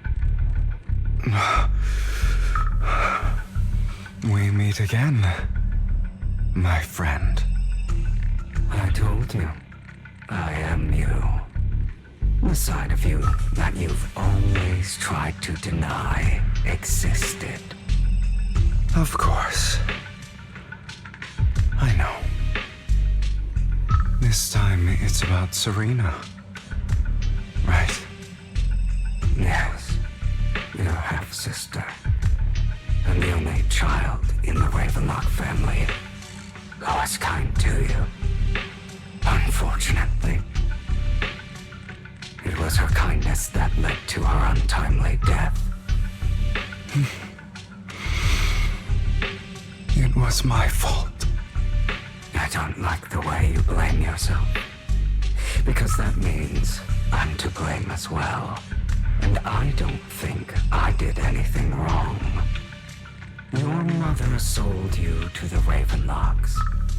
And your father, he saw your talent and wanted to use you to push the other children into competing with each other. My brothers and sisters wanted to get rid of me from the moment they first saw me. In their eyes, you were no more than a slave. But Serena dared to treat you, a slave, as if you were human. And so, she was fated to die. They tried to kill me many times, but I was careful, and they did not succeed. So they killed Serena, who was weaker, an easier target, and pinned everything on you. Serena died in your place. Those cruel brats thought that by reporting this to Father, they could use it to get rid of you, a rival who threatened their positions. Yet, not only did Father not blame you for the incident, he praised you for it. In this world, only the ruthless, cruel, and merciless can stand at the top. And that's exactly what you managed to live up to, no? You found a perfect opportunity thereafter to catch the ringleader of the group who framed you and almost beat him to death.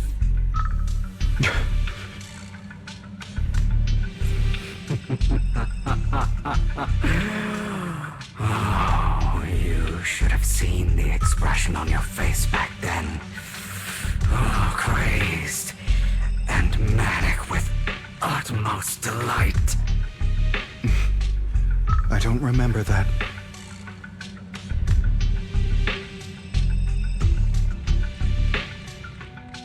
Here you go again, trying to deny your desires.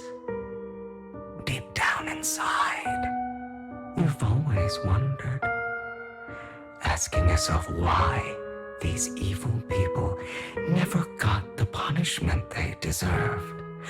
Why the world is so unfair. Don't you want to rip them to shreds? Just like that day when you beat that boy's face into the dirt until he was barely recognizable. His disgusting blood staining your fists.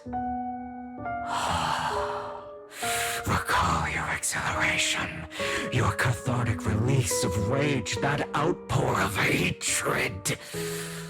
That victory belongs to you. You deserve it. Those brothers and sisters of mine are all dead.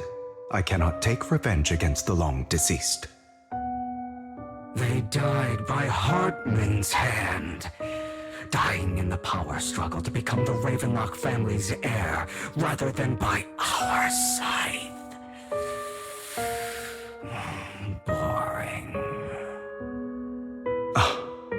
Boring. I find it hilariously ironic. Children who would murder their own kin for scraps of power, dead at the hand of their uncle who followed their example. Is that not karma? Power struggles pitting kin against each other, betrayal, suspicion, and hatred between people of the same blood. It's like a curse written into the Ravenlock family's genes. Laughably stupid. Don't forget, my dear, that the same blood flows through your veins.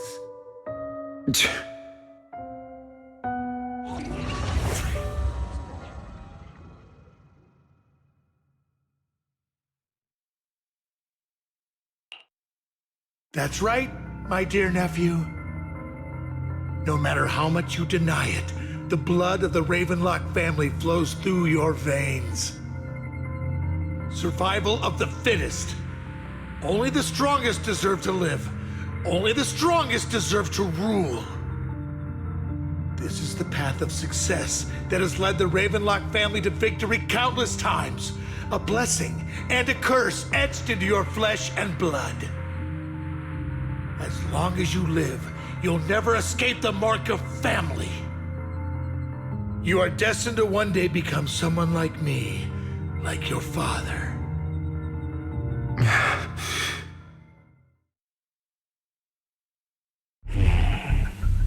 Is that fear I sense?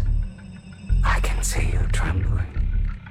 Why does the Ravenlock bloodline terrify you so? I won't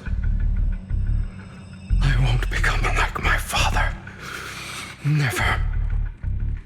You won't become a failure like him. So relax. Our power eclipses him, and so does our ambition. So, do not deny your own desires. Do not resist your own ambition. This is the talent you were born with. The best gift fate has ever given you. Admit it. Deep within your heart lies a spark, yearning to ignite a raging inferno that will burn everything down. And I am that spark.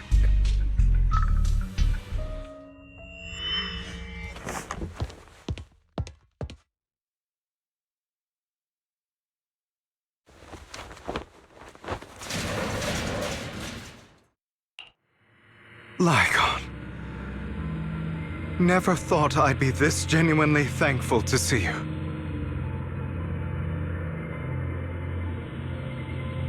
Seeing you means this never-ending nightmare is finally over, right?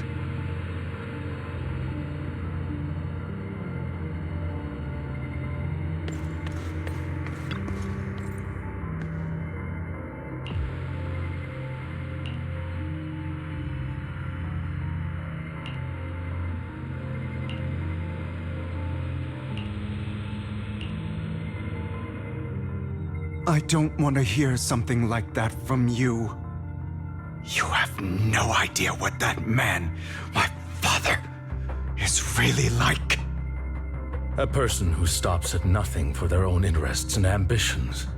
Just like what you're doing right now. And what do you think I'm doing this for? All of this was part of your plan. You knew where the Ravenlock family was going to be, so you set Mockingbird's target there. To seek revenge, you plotted to assassinate your own father, but he was too vigilant, and you failed. After almost being assassinated, your father was furious and locked everyone in the hall, but was unable to find the assassin. And what a coincidence that a hollow disaster just occurred in the vicinity. So he used it to eliminate all the unfamiliar faces there, turning them into victims of the Hollow, an easy feat for the Ravenlock family. So, the one who killed innocents was my father, not me. You knew what choice an extremist like him would make, and you used the chaos to once again attempt an assassination. This time you succeeded. You killed your own father at the cost of innocent lives. Admit it, Hugo. You don't care about anyone else. The only thing you care about is your revenge.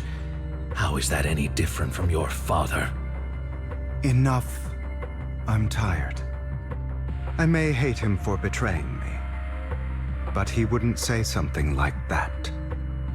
What? You aren't Lycon. You're the other me, hidden deep within my heart.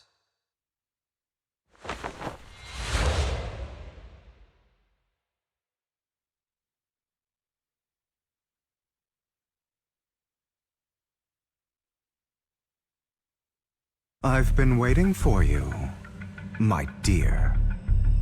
It seems you've already grown accustomed to this place, even turning the tables on me.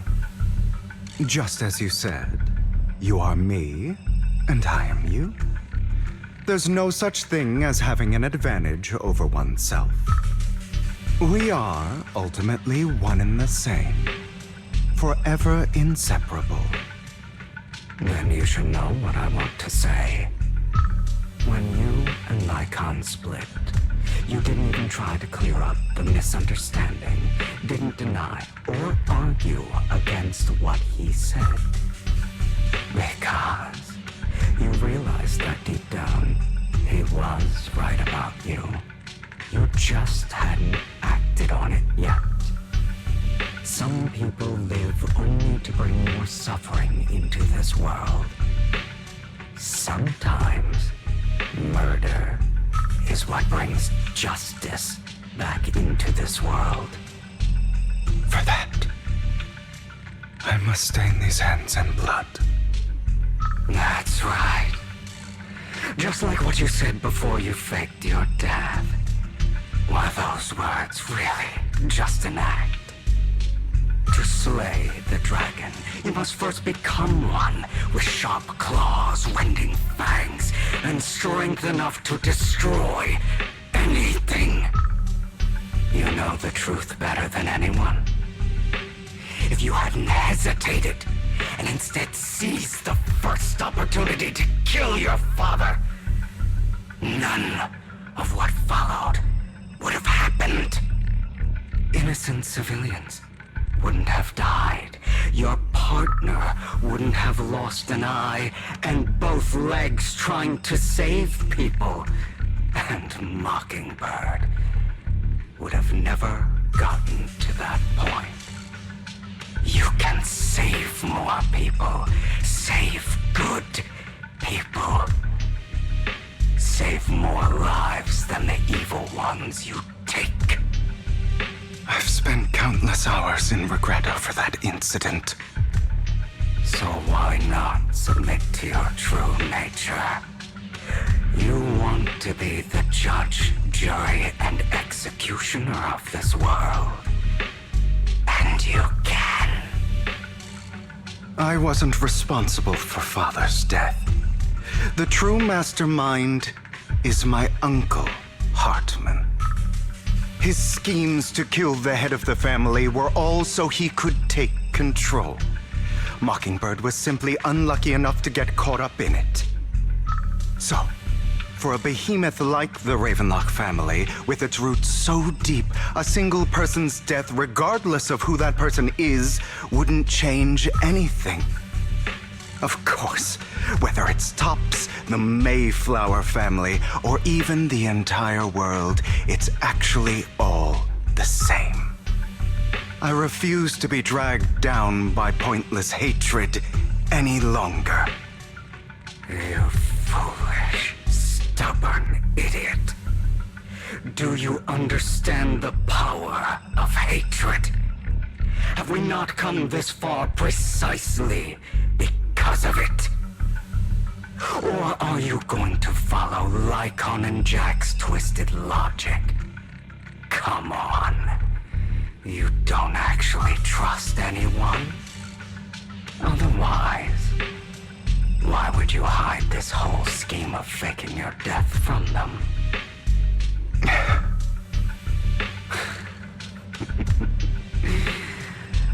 You've built an impenetrable wall around your heart, keeping everyone out. Of course you are right to do so. No one in this world can be trusted. Always. All you'll receive is hatred from your own blood and no love. Suspicion from your companions, and betrayal that comes all too easily. But the most ridiculous thing is that you want them to trust you. You stay silent and long for them to notice your suffering. You yearn for your companion's understanding and trust. Idiot. That's why you are incapable of exploiting them for your own ends. You care about their safety even more than your own. But remember, only the weak need companions. And we are children born from hatred. We are different from them. I will never be like them, and I don't need to be. Come, let me show you what powers we can wield. But you are me, and I'll never lose to myself.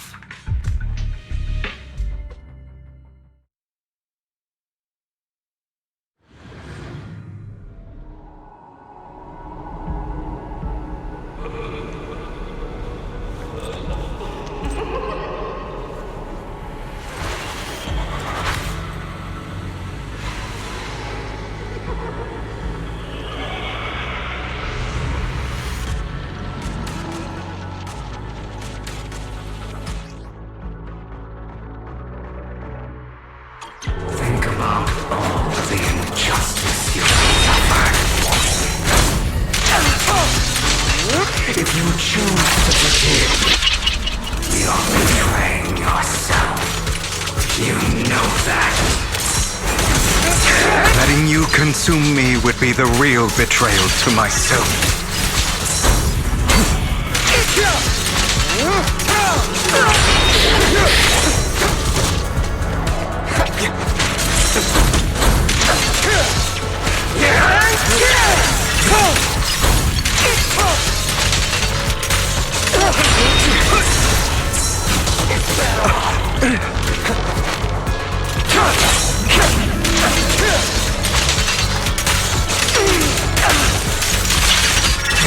You're just afraid to admit it.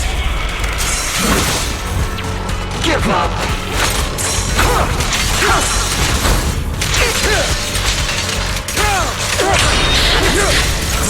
Out of my way!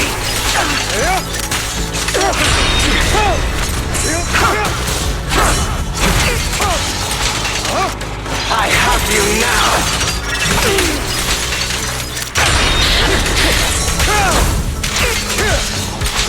You're too scared to face your true self and what you truly desire.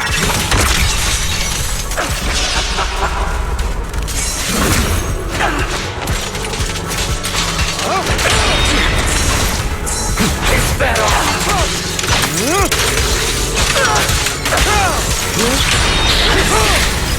Prostrate yourself before the abyss.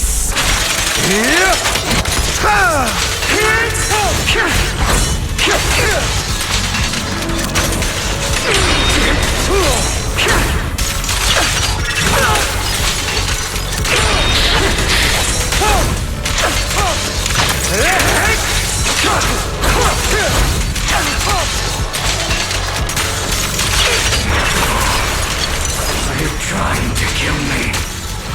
You think you can just get rid of me? Without me, you are nothing. what it's worth, thank you. Don't be afraid. You and I are inseparable. You're part of me, just as I am part of you. Fancy words won't change anything.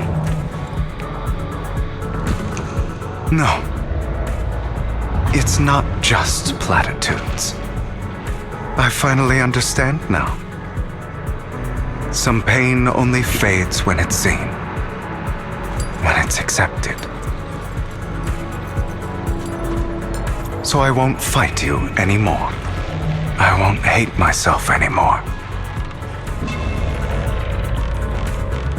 Weakness, hatred, malice, strength, forgiveness, justice.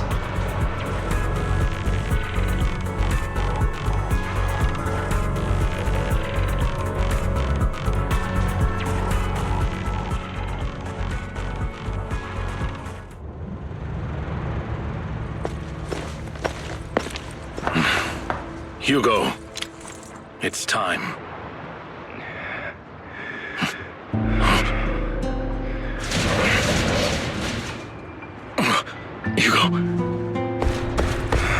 Hugo, you... Did I scare you? I made it through. I won. No praise for me, my dearest partner.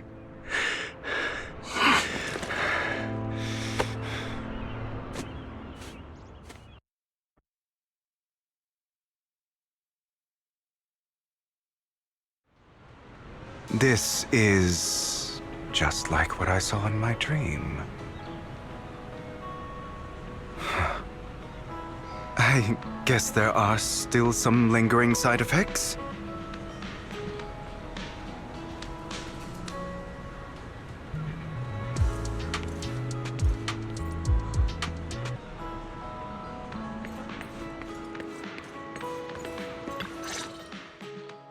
Ah.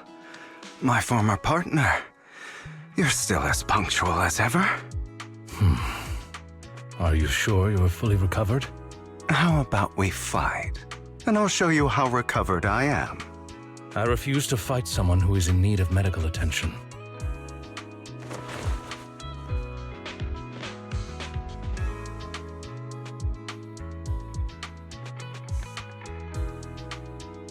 How thoughtful. I'm touched. Or perhaps is this simply part of Victoria Housekeeping's professional care? I'd rather you not starve to death.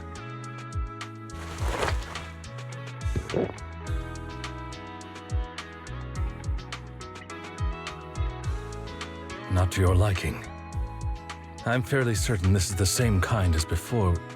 No. I've just gone too long without food. It feels a bit uncomfortable. Either way, thank you. Now tell me, what exactly happened in the warehouse?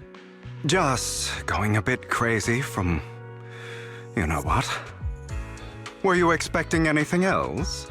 But I did have a very long dream. A dream about many things from the past. If I had to put it into words, it would be like giving myself psychological therapy. You seem like you could benefit from some too. How about it? Want to book a session with me? Trust me, I'm a pro. Seems you really have recovered. Well, of course. I'm feeling pretty great right now. Like I could argue with you all day on every petty detail of who exactly was in the wrong back then. I wanted to ask, what you said about Mockingbird before, when you faked your death, was that part of the act? Oh, you mean the part about how Mockingbird has never really changed anything or saved anyone. I didn't expect you to still be so hung up on this. Interesting. After all, it was you who chose to betray Mockingbird. To betray me. Just as I said before, I never considered Mockingbird a failure. Perhaps Mockingbird deviated from its origins, but it has its value. You shouldn't reject the things you've done. Or Mockingbird. I have contemplated this before. Yes. Mockingbird has helped some people and has genuinely managed to cause trouble for those who abuse their positions of power for evil. Yet those in high positions still possess immense resources, and the people we helped remain destitute and suffering, willing to become slaves to those in power for scraps. But just as you said, even if what we did was childishly idealistic and flawed, as little as we actually achieved, even the slightest change is by no means meaningless. Nothing holds more value to me than Mockingbird.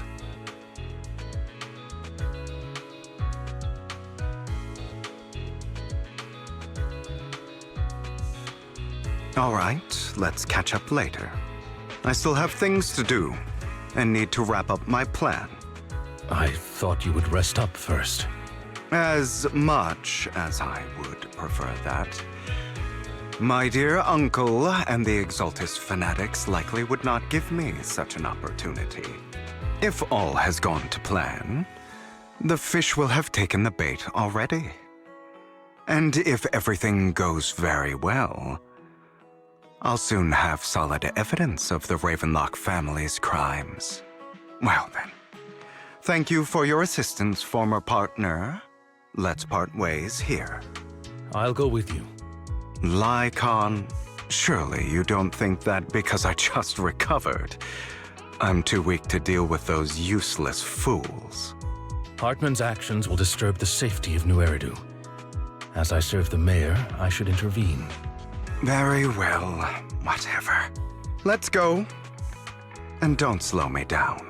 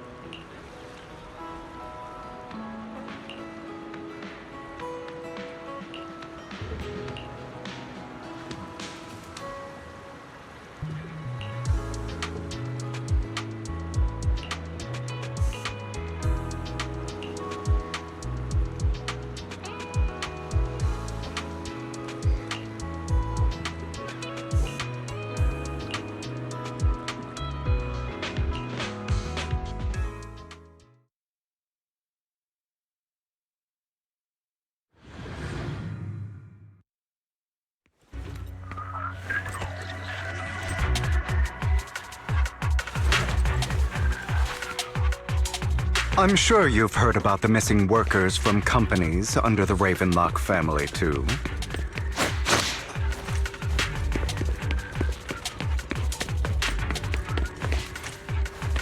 I know where they are.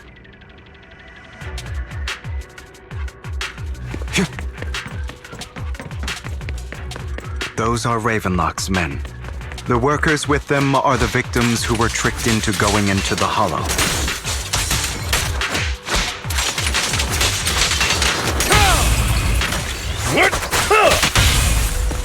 Come on, let's get them out of here. The end is nigh.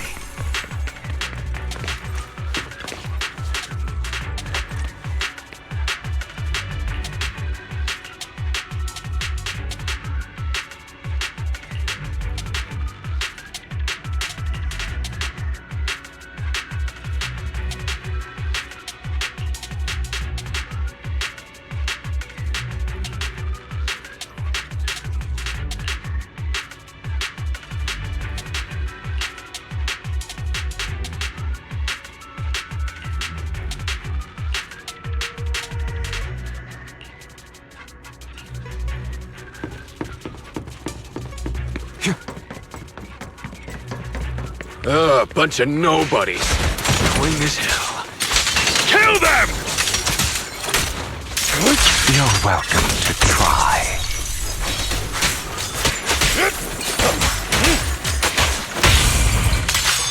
Yep.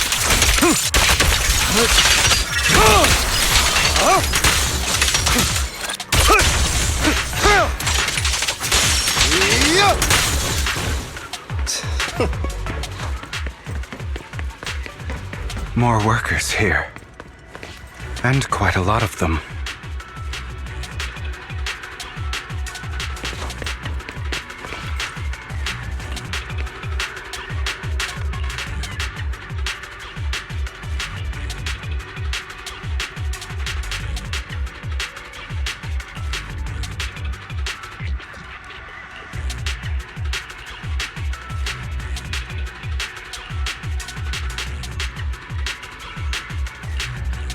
Is Hartman behind this, too?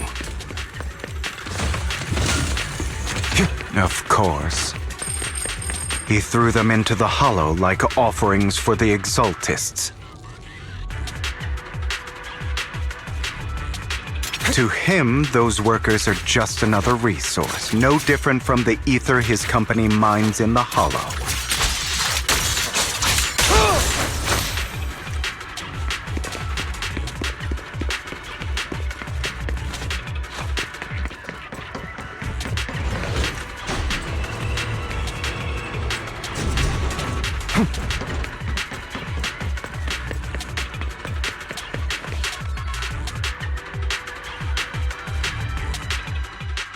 There's more over there. Let's hurry. It's different this time. Don't rush in. Let's listen in on what they're saying first. I still need more direct evidence to ensure the plan is absolutely foolproof. The compensation you promised, it's all real, right? All we have to do is follow you into the Hollow for some simple tasks, and you'll give us a huge sum of dennies. Sounds real suspicious. Shut your trap. You keep yapping and asking questions. If this is all so suspicious, why were you so eager to sign up for it? Because I don't have a choice. My daughter was previously caught in the Hollow disaster and suffered severe corruption. The treatment costs have completely drained our family's savings. So that's why... It's the same for me. A serious illness at a senior age. I need the money. Who would risk taking a job like this unless they were desperate? I'll do it. No matter how suspicious. As long as I can get paid, I'll do anything. Even risk my life. Wait, you people from the Ravenlock family, you're part of a big company in Tops. You wouldn't go back on your word, right? Don't worry, you'll get every denny you were promised. But before we start, you all need to take this medicine first.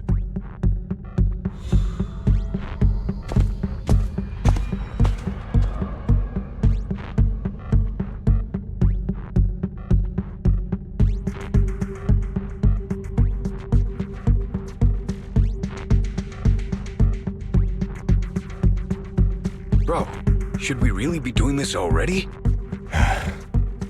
these workers keep talking. We're wasting time like this. And the sooner they take it, the sooner it'll be over. Consider it an early release for them. What? You didn't say anything about having to take pills before. Look, this is good stuff, all right? It'll increase your ether aptitude. There's tons of people who'd kill for something like this. Exactly! You'll be working in the Hollow for several hours. This is essential medication. You have to take it before we continue. If you refuse, then you can forget about the job. Of course, you won't receive the compensation either. Lycon, what are you doing? Rescuing those workers, of course. There's clearly something off about those pills. We can't let them take them. Now is not the right time. As I said, we need more evidence to ensure the plan works.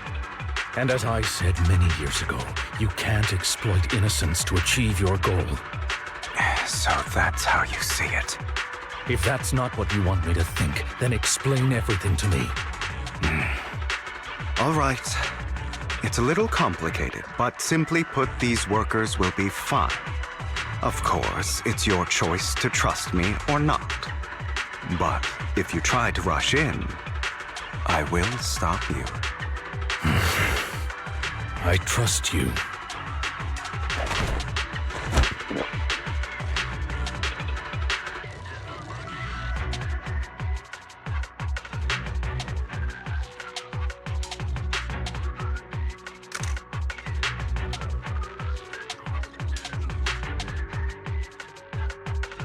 All right. That's the evidence. Now we can go and beat them into the ground as much as you want. Don't forget, you owe me an explanation. Also, don't overdo it and kill them. Even if they're the worst of the Ravenlock family. All right, Your Holiness, Saint Lycon. Who the hell are you? Duncan, why don't you take a guess? We're the ones here to stop you.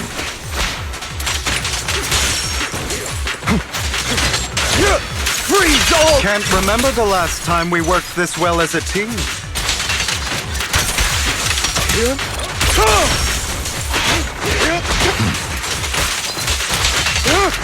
Your legs? How are they feeling? I'm fine. To be honest, I think I prefer the way you used to fight.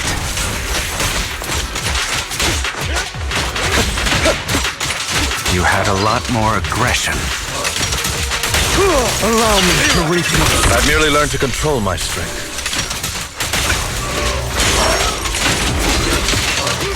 When I need to be aggressive, I will be.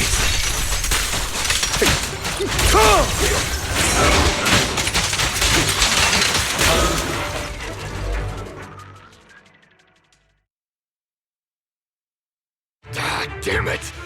Who the hell are you? How dare you mess with the Ravenlock family? Ravenlock. Savor the name while you can, for it will soon cease to exist. What's that supposed to mean? It means exactly what I said. I think this might be good for you. Sever your ties while you can. You still have a chance to walk your own path. The family's honor comes above all else.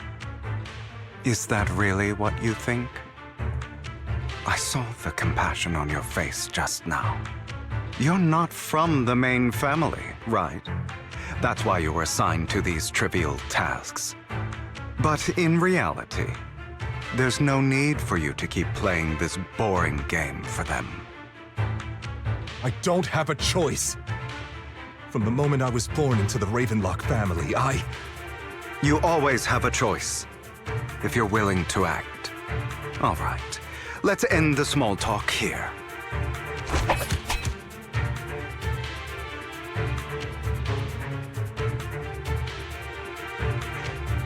Don't worry, Lycon. I didn't hit them too hard, just enough to keep them quiet. How's that? My acting's pretty good, right? As always, a certain someone should take some lessons from you. I'll leave the rest to you then. Okie dokie.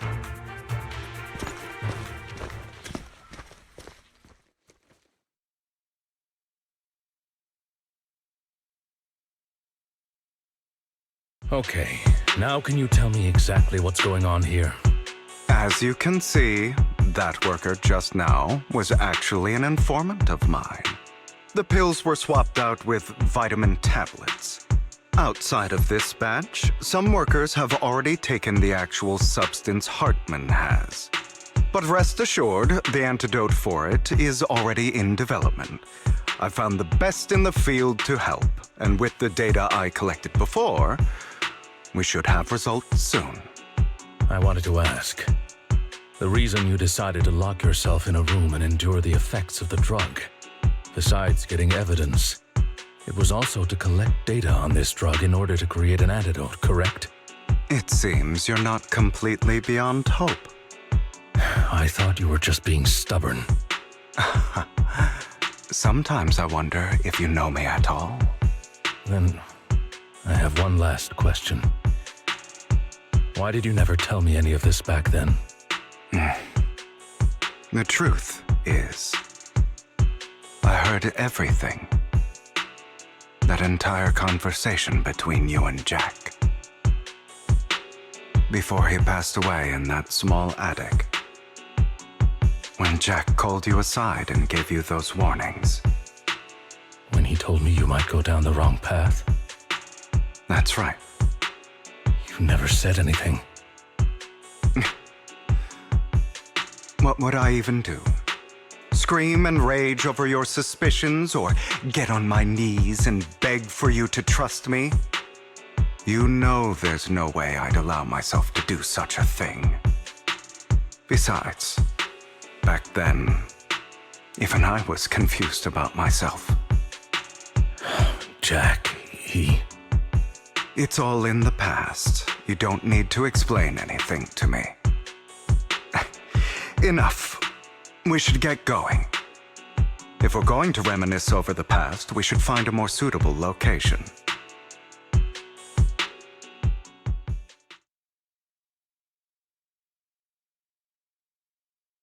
Lycon? That incident back then. I didn't do it. It was a scheme Hartman devised to take over the family. It was Hartman who killed my father, too. I only discovered the truth long after the fact. I did indeed attack my father, and I thought he was dead. But he wasn't. I couldn't kill him. And even before that, if I hadn't hesitated, none of what followed would have happened. Even now, I still think they deserve death. But I no longer care to personally deliver that fate. They're beneath me. And I have more important things to do. You... I know we may never agree on that point, Lycon. I once wanted to fight against those ugly truths that defined me, but I discovered that the more I rejected them, the more painful it became. So, I could only accept that crazed, hateful, and malicious side of myself. As long as I know I will never become like my father, like Hartman, that is enough for me. You've changed. But I think that might be a good thing. Don't patronize me. You've changed a lot too, compared to before. I still disagree with Jack's words, and I won't forgive your betrayal. I will walk the path I believe is right, even if I must tread over thorns and through the mud. But I will also allow you to walk your own path. Lycon. Should I say thank you? You're welcome. Come to think of it, we haven't talked about your legs and eye. It was just an accident, not your fault. I'm doing well now. I hope you are too. On the contrary, perhaps I should be the one apologizing. I misjudged you. I used to think you wanted power, that everything you did was for your own ambitions. I thought you wanted the power to pass judgment on all in this world like a god. I am a god. I am my own god. Or you could say that in this world, everyone is their own god. There are many things that we are powerless to change. But there are also many choices we can make. Just as I said before, I am the only one who can kill me or save me. I'm glad you think that way. Let's go. I still have one last thing to do. To witness the end of Ravenlock.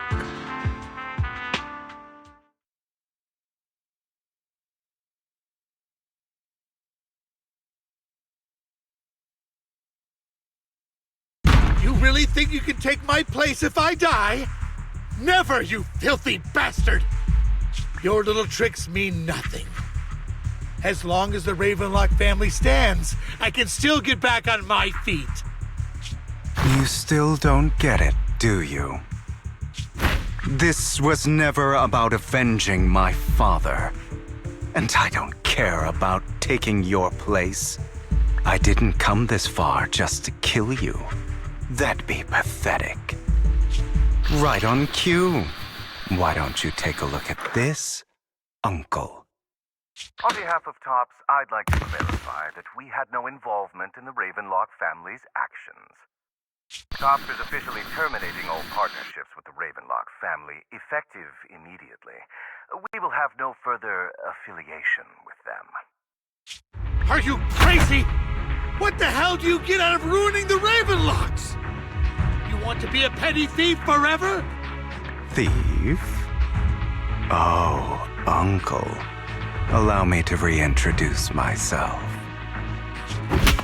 I'm the name people whisper about. The one who robs the rich and gives to the poor. I'm the master con artist who can fool anyone, anytime. I'm the leader of Mockingbird. The one who turns every headline into my own stage. I have friends who'd catch me if I fall, partners who'd shed tears for me, and allies who always have my back. I am Hugo Vlad. You're the one who needs the Ravenlock name. I never did. You ungrateful bastard! You should have never been born. You flatter me. Same goes for you, Uncle.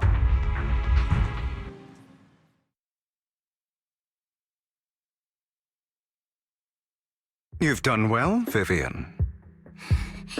You had better give me an explanation. And here I thought this would be a touching reunion. What's with all the anger? Hugo, I'm a member of Mockingbird too.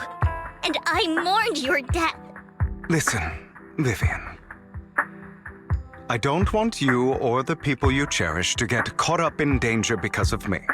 I've always been selfish, so I don't hesitate to use you all as variables in my plans. But it is because I am selfish that I also don't want my failures to affect my treasured companions. In any case, if you were in the same position, would you not make the same decisions? Lycon's taking care of everything outside. We should go. Also, Wise, thank you. And I'm sorry for the whole act where I threatened you. It was the only way for Hartman to drop his guard against you and leave you be. I, Hugo Vlad, am forever indebted to you.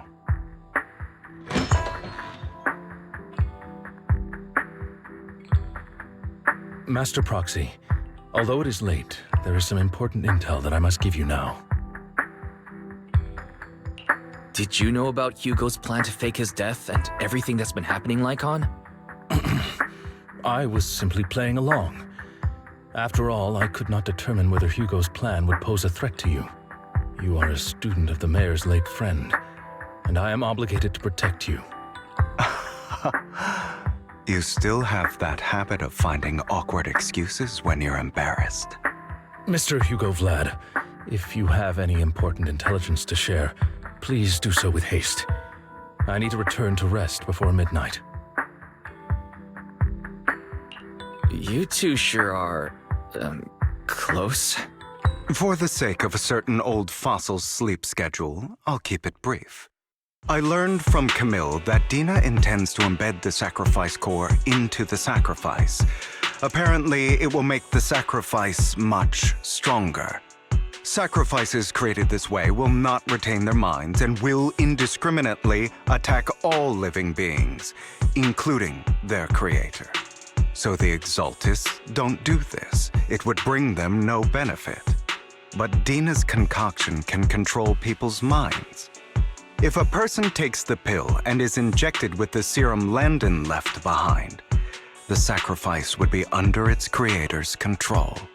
Although the dormant sacrifice has been destroyed, Dina found a batch of that serum her father created and wants to create new sacrifices. Putting aside the sacrifice for now, Hartman's sacrifice core is fake. We don't know where the real one disappeared to. The real core has always been here. Here? In Lord Phaethon's video store? Vivian, do you remember when I suggested you give that collectible to our dear Proxy? I remember. But that was just an ordinary pendant. And I've met the person who submitted it.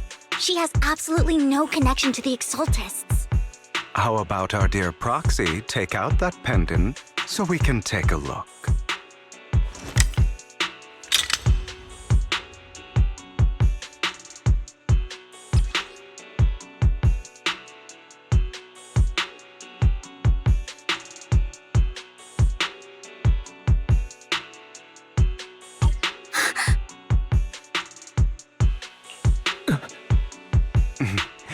I'll take your surprised expressions as a compliment for my little trick.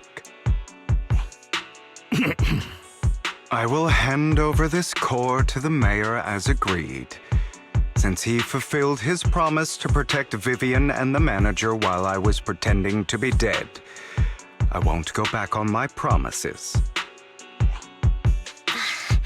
No wonder the mayor would promote rhetoric favorable to Mockingbird. I can't believe I thought he was actually being sincere. Since we have the sacrifice core, all we have to do now is stop Dina from using innocent people to make more sacrifices. Yes, and we need to destroy the last batch of Landon's serum. Hopefully with no options left, Dina will give up her obsession. All right, that's the important stuff. I'm going to go and confirm where Landon's serum's been stashed. I'll contact you again once I have something.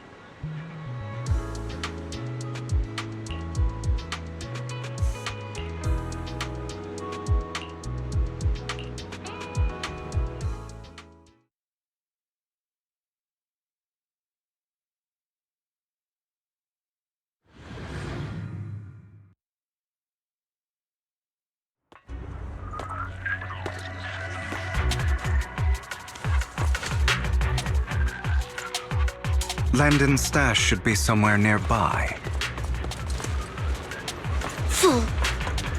I did some digging. Some of the missing workers were brought here too.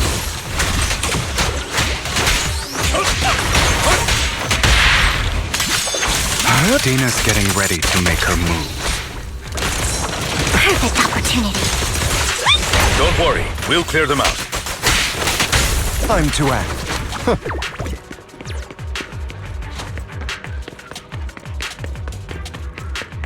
They're trying to destroy the goods! Stop them!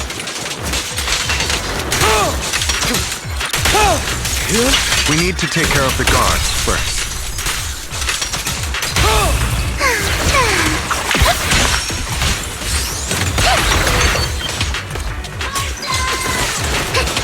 Better not get my chest dirty.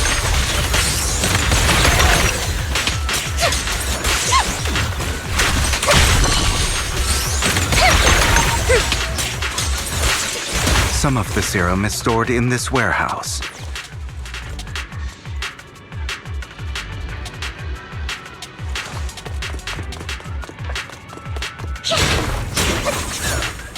You're not taking anything from here. You go. Get the guards first. An opportunity. Yep.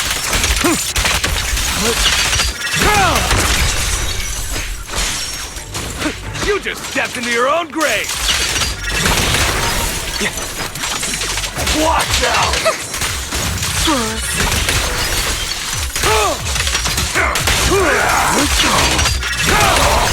Prostrate yourself before the abyss.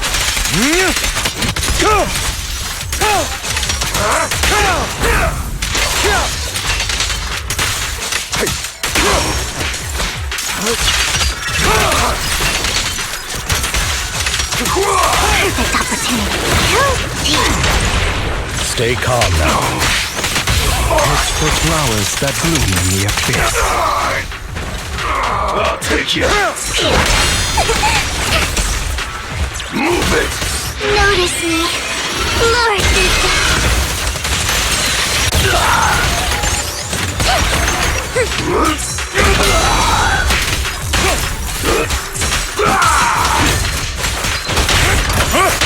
With this power, I'll write the ending to your nightmare. Not worth my time.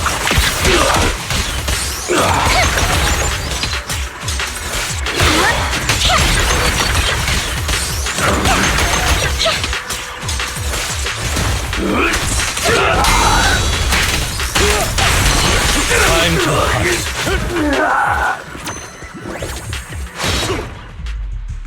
More of Landon's serum survives than expected. Fortunately, since they're still here, it means Dina hasn't executed the final step of her plan. There's likely a lot more stashed around here, and we have yet to locate the missing people. Our actions here won't go unnoticed. Perhaps they're making plans to deal with us on their side. With Landon and Dina's concoctions combined, she may be capable of creating a sacrifice that obeys her. If it comes to that, this will get far more troublesome. How about we split up? Hugo and Lycon will destroy what remains of the substance around here, and Vivian and I will go search elsewhere. Very well. Let's go with your plan. But be careful if you encounter Dina and her people. According to Camille, she's absolutely obsessed with completing her father's dying wish. Who knows what she may try? Let's part ways here for now. And perhaps the other manager could use EOS to guide us. Sure. I've been feeling way better these past few days, so just leave it to me. It's only now that I realize how fortunate we are to have two Lord Faithins. Yeah, but I feel like our work's doubled. In the past, Wise and I would only ever work on the same route. Greater power means more responsibility. And in any case, I'm sure the mayor would be able to provide double compensation. He's a very generous person, after all. Right, Lycon? I will request additional compensation from the mayor. It's not about compensation. It's just... I'm still not used to us being separated in the Hollow, so I'm worried about Wise's safety. Oh, but I have no doubt in your abilities. I just haven't gotten used to it yet.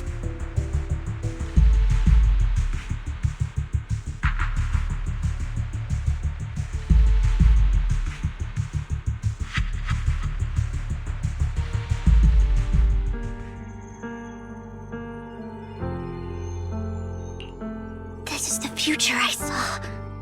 Lord Pathan.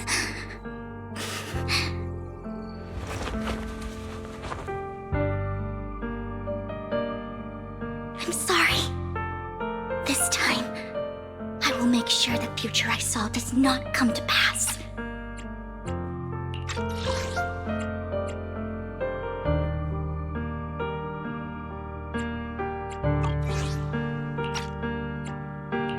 I don't want to bring you misfortune. That's all I wish for.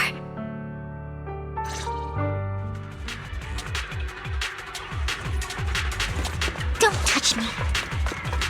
Leave this to me, Lord Phaethon.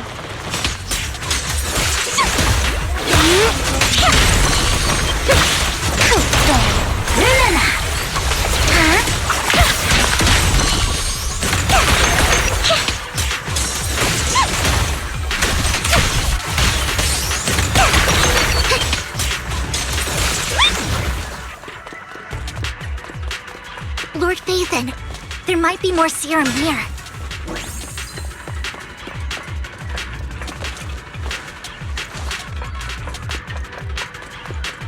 How dare you steal from Lady Dina! I'll try to go easy on you. No promises. What's up?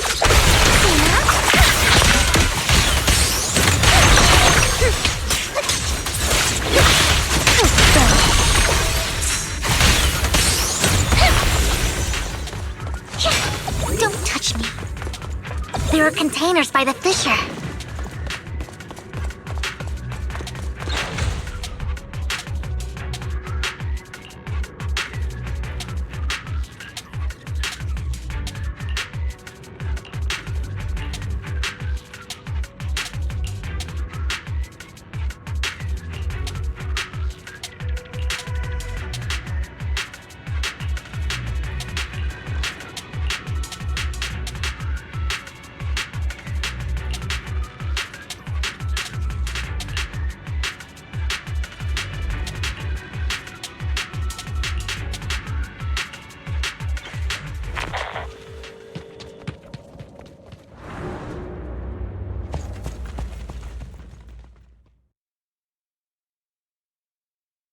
It must have been tough for you to find this place. Vivian, if you had stayed out of it, I wouldn't be so eager to get rid of you. Those people have been taken to safety. You're all out of options. They're just mere test subjects. So what if they get away? There will always be people consumed by greed, and therefore, they will come willingly to me. In any case, what are a few sacrifices in comparison to the completion of Father's grand ambition? Dina, you deceived those people. They didn't come willingly to you. You tricked them, just like Landon did back then. Deceived? Father gave hope to those who had everything taken from them by the Hollows. Vivian, you once rejoiced at the hope Father offered you, too.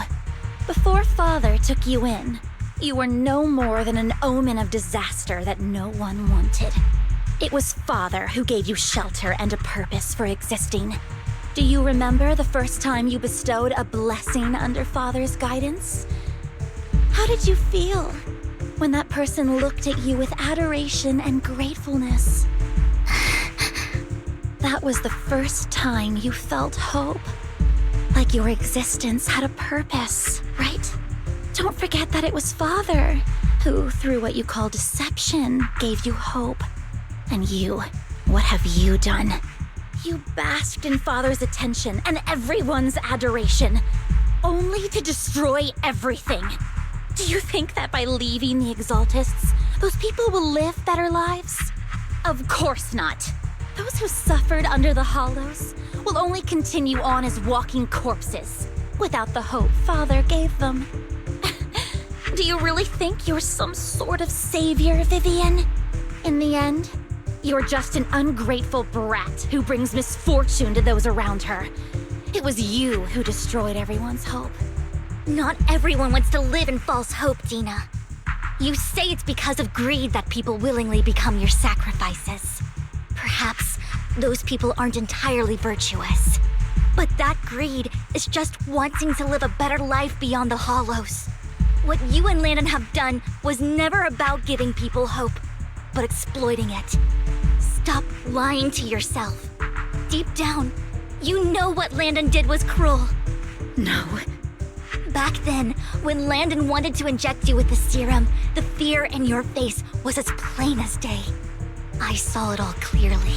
If all of this is as righteous as you claim, then why did you make such an expression, Dina? Don't look at me with such pity! Father did nothing wrong. All of this is to make something of the Hollows other than disaster. That's everyone's only hope. Dina, it's not too late to stop. Stop living in this lie. You know what would happen if a sacrifice loses control and escapes the Hollow. It's not the Hollows that are to blame for those people's deaths, but the hope you keep talking about. That will cause more despair and claim more lives. That is merely the necessary sacrifice to accomplish a greater goal. No one deserves to be a sacrifice. Your hypocritical magnanimity disgusts me. I can always go and get more test subjects if they've escaped. And I will be able to replicate Father's serum with enough time. With you gone, I'll be able to complete Father's gift to the Creator and fulfill his last wish. Camille, release the failed subjects. Lady Dina. Camille, are you going to do what you did before? You keep saying you'll follow the Creator, but it's all lies. Lady Dina, the Hollows took my family from me. I understand that there's no way to get back what I've lost. It was Lord Landon who told me that the Creator would guide me. One day, Hollows will no longer be disasters. Everyone will be able to survive inside them. I look forward to the day when this hope becomes reality. I watched you grow up, and I know that you've always looked up to your father. He gives you hope, and I destroyed that hope with my own hands. I know the pain of loss, so I've always felt guilty. I want to atone for the hope I destroyed. But Dina, I don't want to ruin more lives. And I don't want to continue watching you destroy yourself. Vivian is right. Not everyone wants to live in false hope. So, please, stop.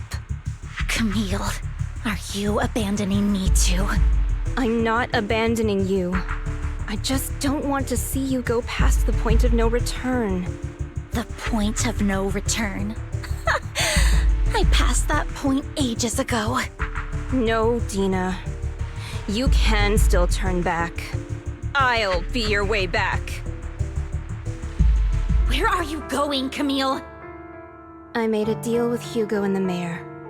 If someone needs to take the fall for this, let it be me. I did it. All of it. I've been forcing Landon's only daughter, Dina, to research how to create sacrifices. I colluded with the Ravenlock family for my own gain. Everything Dina did was under duress.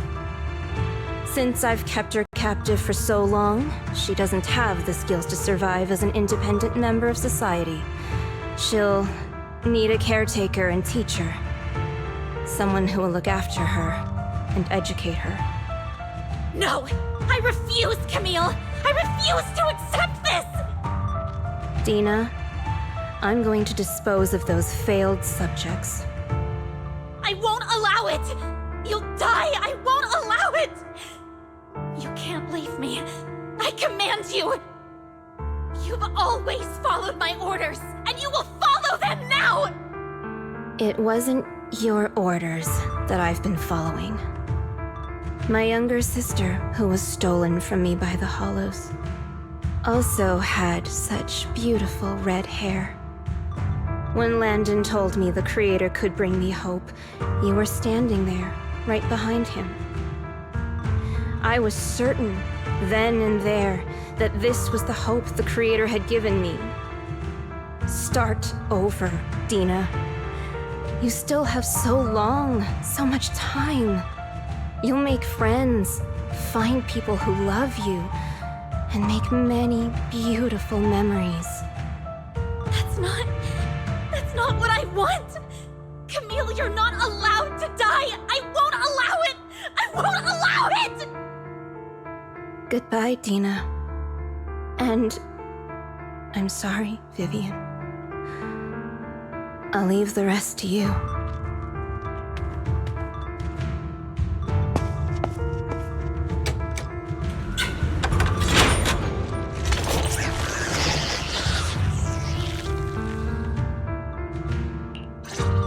Let's take out these ethereals first. Who dares get between me and Lord Fate? We can't let Camille's efforts go to waste.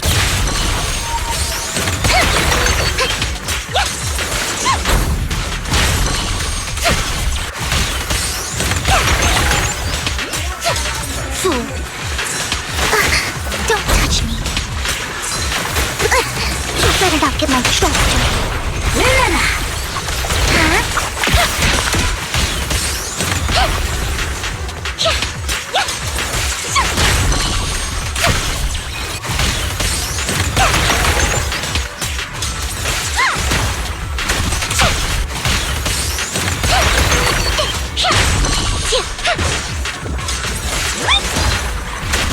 Let's go after Dina, Lord Phaethon. They must be on the other side of the fissure.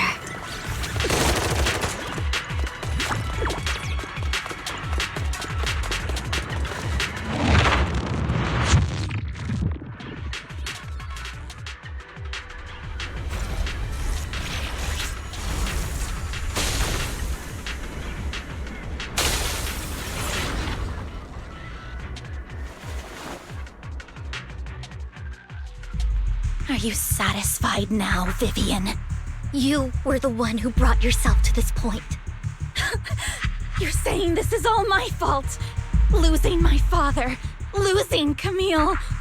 I wish you had never come into my life.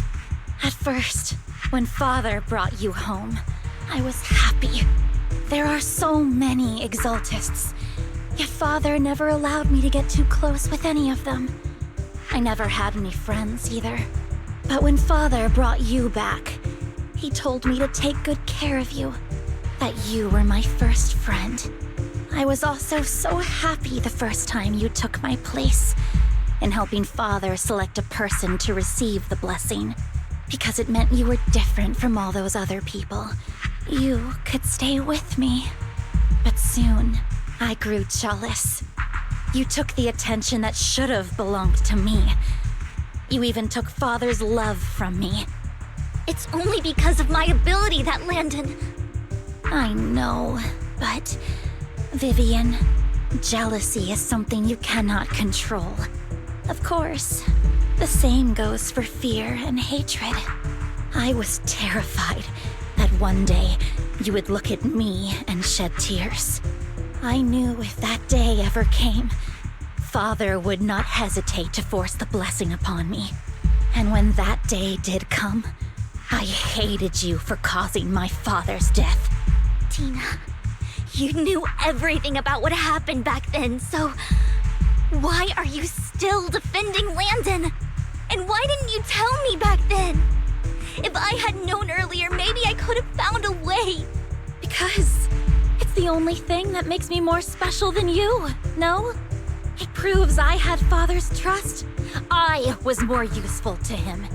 Vivian, you said you wandered without a home ever since you were young, hated by anyone you encountered. You were happy to gain recognition from everyone and help Father when you were among the Exaltists. But in the end, you discovered you were being used, so you felt betrayed and hurt. Then, what about me? All I ever had was my father. I've never known a life outside of the Exaltists. Ever since I was young, my only purpose was to help Father select who was to be blessed. The only purpose I had was my father and the Exaltists. I've never been taught anything else, Vivian. It is what little value I have, and have ever had. In the end, you took even that from me, and completely destroyed it. You think you're doing good and fighting evil. You've only managed to affect a small part of your world. But have you ever wondered if maybe that's all there is to my world? I never wanted to hurt you. You were also my first friend. And that's why I wanted to save you back then. Save me? You and Camille all talk about saving me. Why don't you understand? To me, loss is so much more painful than death. Tina, you can start over. Everything Camille did was so you could live on. Let's leave the Hollow together. There are so many amazing places in New Eridu. This time, I'll take care of you. I've also met so many amazing people. I'm sure they'll love you too. Okay, Dina? Vivian, I can't forgive you. And I don't want to forgive you. I have nothing left. If what little hatred I do still harbor were taken from me, well, I refuse to be so pitiful. I won't apologize, Vivian.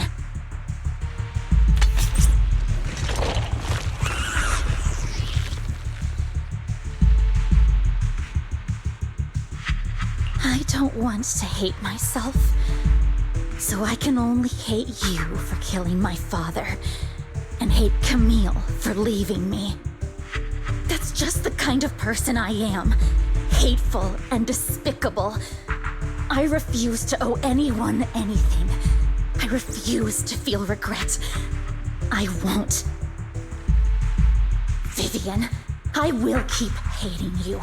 I will take all who are precious to you. I will also hate Camille, so I won't do as she wished and start a new life. Vivian, if you had never existed, if I had never, you would be... Lord Phaethon, please do not interfere. She was my first friend. I'm going to bid her farewell.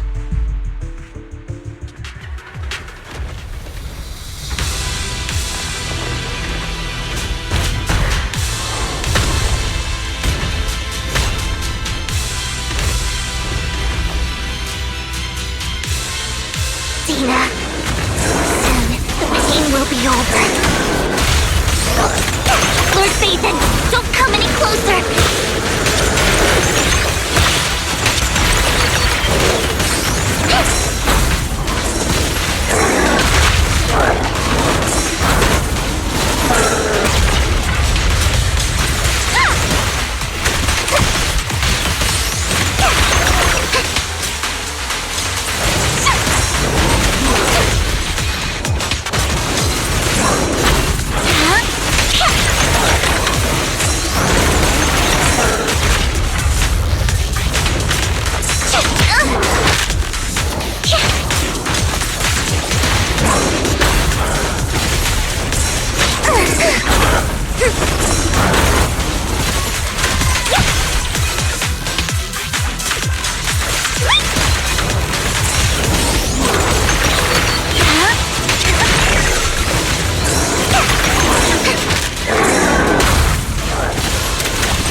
Notice me, Lord Phaethon.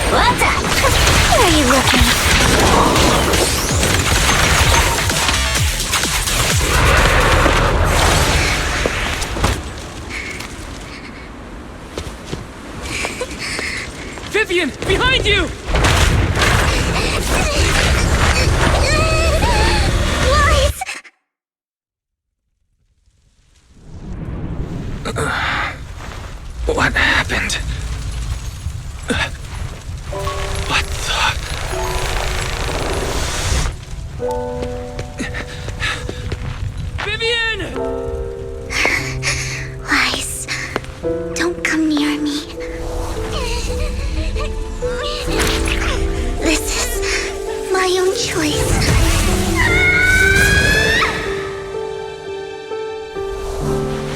I will change the fate I saw. Vivian! I just want you to remember me when I looked my best. Vivian! Careful. Vivian, your body. I'm sorry you had to see me like this, but I don't want to be the one that only brings misfortune anymore. No. There's got to be another way. It's so warm, and the night is beautiful. Vivian?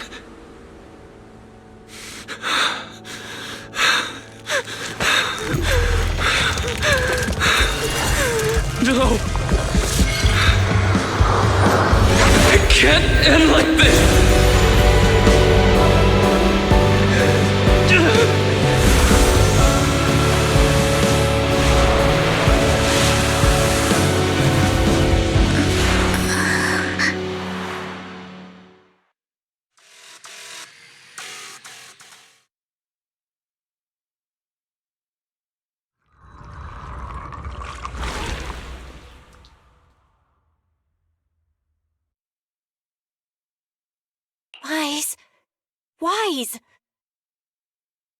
Wise, you're finally awake. I'm at the store. I remember I was with Vivian. Wait, she injected herself with Landon's serum. Is she okay? Hugo and Lycon brought you out of the hollow. You scared me to death. Thank goodness you woke up. And you said Vivian used the serum on herself? But she looked fine to me, bar a couple of scratches. Hugo sent me a message earlier saying he got her checked over and she was all right. Do you remember what happened?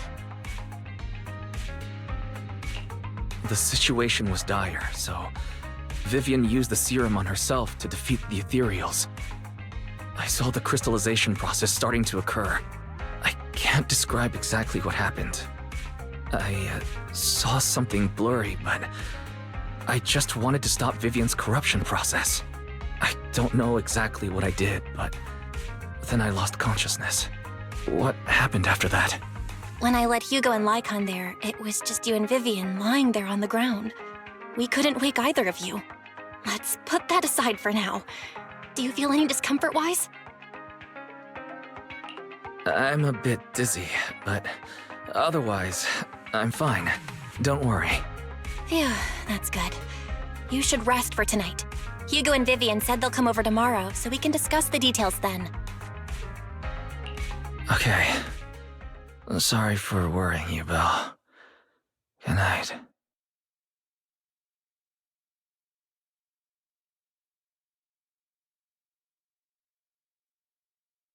Lord Phaethon! How are you feeling?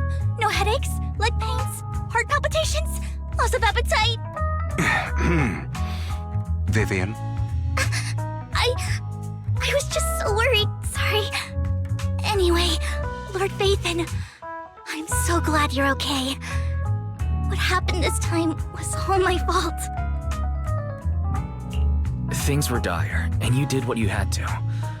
Plus, if it weren't for you, we wouldn't be here now. So what happened? Wise said he saw the crystallization process start, but I didn't see anything through EOS. Hugo? Lycon? Did either of you guys see it? Allow me to explain. Miss Vivian told us what happened after she awoke, and the mayor arranged a full medical checkup for her. Based on the results, Miss Vivian indeed shows mild corruption sequelae. But if the crystallization process had already started, the lingering effects should be far more severe. To be precise, if the process had already reached the point of mass surface crystallization, it should have taken no time at all to become an ethereal. So, the mayor theorizes that it was the etheric energy within Master Proxy's body that affected Vivian's condition and the surrounding etheric particles, causing Vivian's corruption to recede. Essentially, corruption is a reaction between the etheric particles inside the body and in the surrounding environment. Therefore, it's not necessarily irreversible, just that currently our mainstream method of defense is prevention. I'm having a hard time believing that, even if it's coming from you, Lycon. It's almost like you're claiming I can manipulate etheric energy. Master Proxy, you are special. This is a gift your teacher left you. A gift from our teacher? How come I never knew about it? I don't know all the details, so I cannot explain everything to you. My apologies. However, Miss Yixuan might be able to answer some of your questions. She will visit you sometime soon, so please feel free to ask her any questions you may have. She has quite an eccentric personality. If she causes you any inconvenience...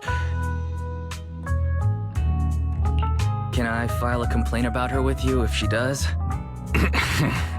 Master Proxy, you have always been a people person, so I trust you will handle things just fine.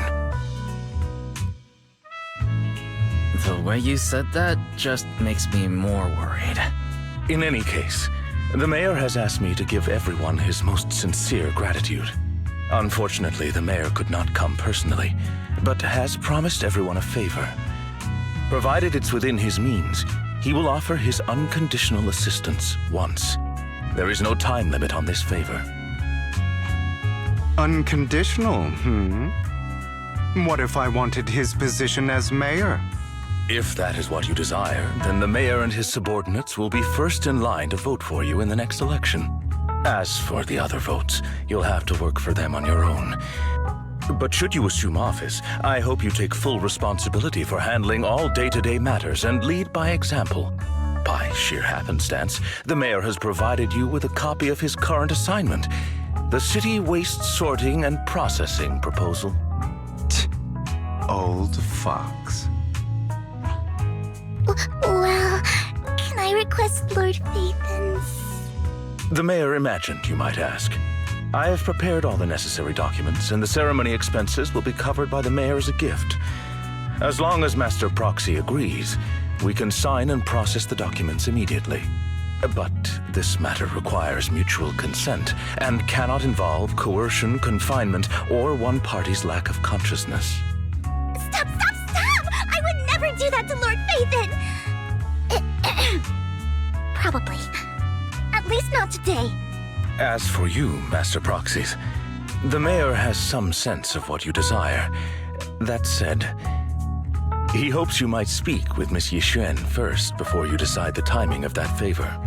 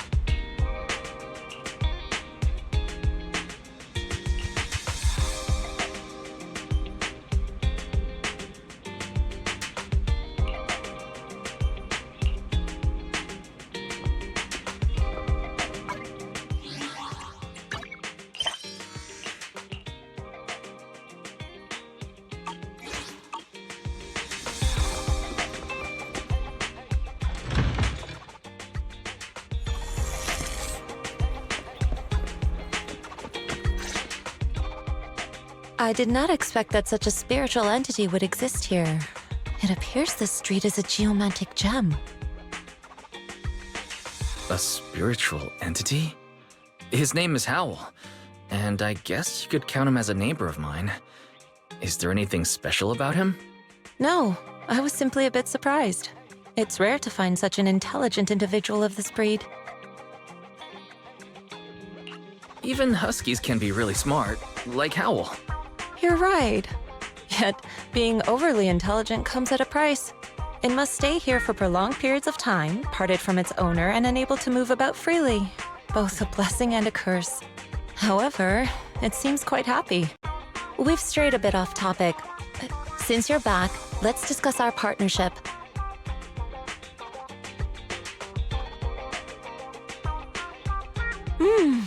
Nice job. Good air circulation, excellent layout. Very suitable for a business. Your bamboo here are also very energetic. It seems your fortune is good when it comes to wealth. Huh. You even know feng shui? I'm happy to hear that. But who exactly are you? I suppose this is our first official meeting since parting ways in the Hollow. Now that both of you are present, allow me to reintroduce myself. My name is Yi Xuan, a mystic from Yunquei Summit. Mystic? Like those people in movies who can tell your fortune and go around blessing people? This is my first time meeting one in real life. But what's Yunquei Summit? Any details you can give? Just an ordinary sect of the mystic arts. Our disciples travel all across New Eridu and sometimes collaborate with authorities. Currently, I'm affiliated with the Hollow Investigative Association. Right now, however, I'm here to discuss a partnership in the name of the Mayflowers. So, what sort of partnership are we talking about? I have reviewed the documents provided by the Mayflowers. You previously underwent an implant surgery. After recent adjustments, abnormalities occurred. These abnormalities bear resemblance to the craft practiced by us at Yunquei Summit. If you are willing, I can teach you how to better control your abilities. Better control my abilities. That sounds great, but there's no such thing as a free lunch. Since you're willing to teach us your craft, Shifu, you must want something in return, right? That's right. Mayflower will have you join me for some investigations. Looking at my divination results, this will be a complicated and very likely dangerous matter. He's still going over the details, but should have more information for you soon. You can wait until then to decide.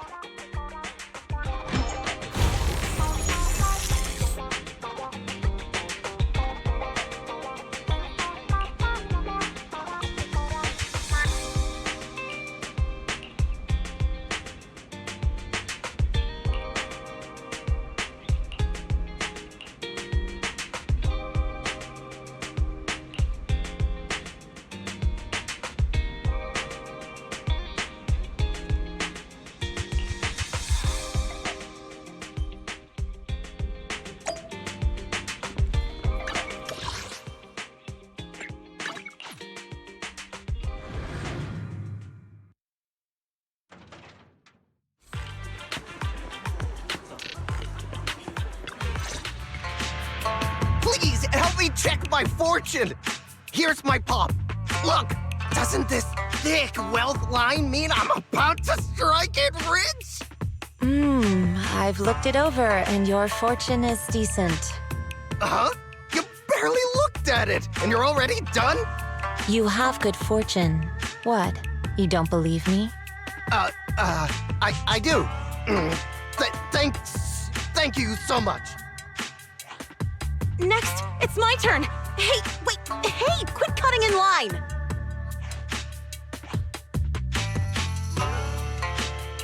So this is where you were. Who are all these people? You're here, Wise? I decided to take a break. I didn't expect so many people to come seeking my divination services. Don't worry, I need no more than a simple spell to solve this matter.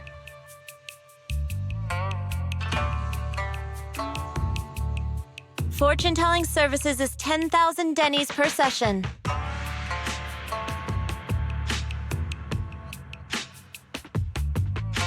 All gone? Good. It seems the Banish Wealth and Desire spell is still effective. Banish wealth and desire? That's a spell? This isn't the kind of craft you said you were going to teach us, is it? Our video store has a business license, and we'd get complaints if we charged unfair rates. Of course not. This is just a trick to deal with trouble. I'll take my time showing you the true craft of Yunkwai Summit. For now, let's find that shop.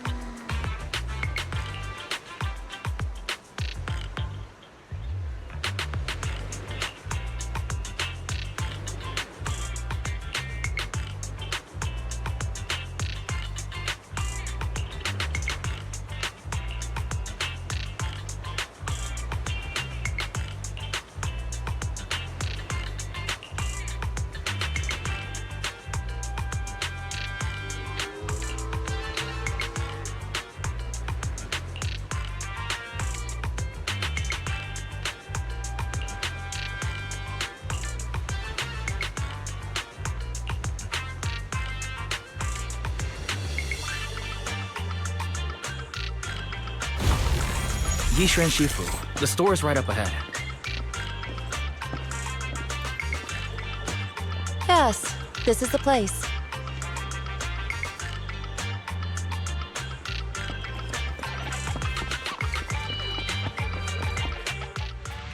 Ah, this is the one. Seems it's closed. Another wasted trip. Not necessarily. 1 second, please.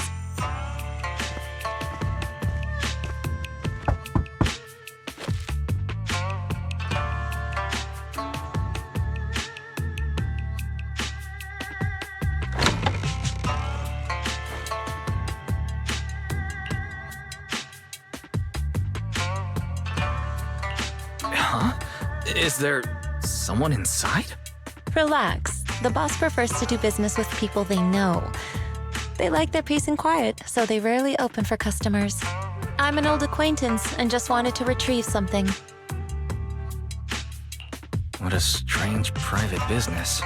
Shifu, what exactly are you retrieving? Just some things needed for our future investigations. You'll know in time. Really? Shifu, I feel like you're always so mysterious. Rest assured, I'm not hiding anything from you. It's simply because the correct time has not yet arrived, so there's no need to rush. Since we've already obtained what we came for, let's part ways here. There will be plenty of time in the future. We will certainly meet again.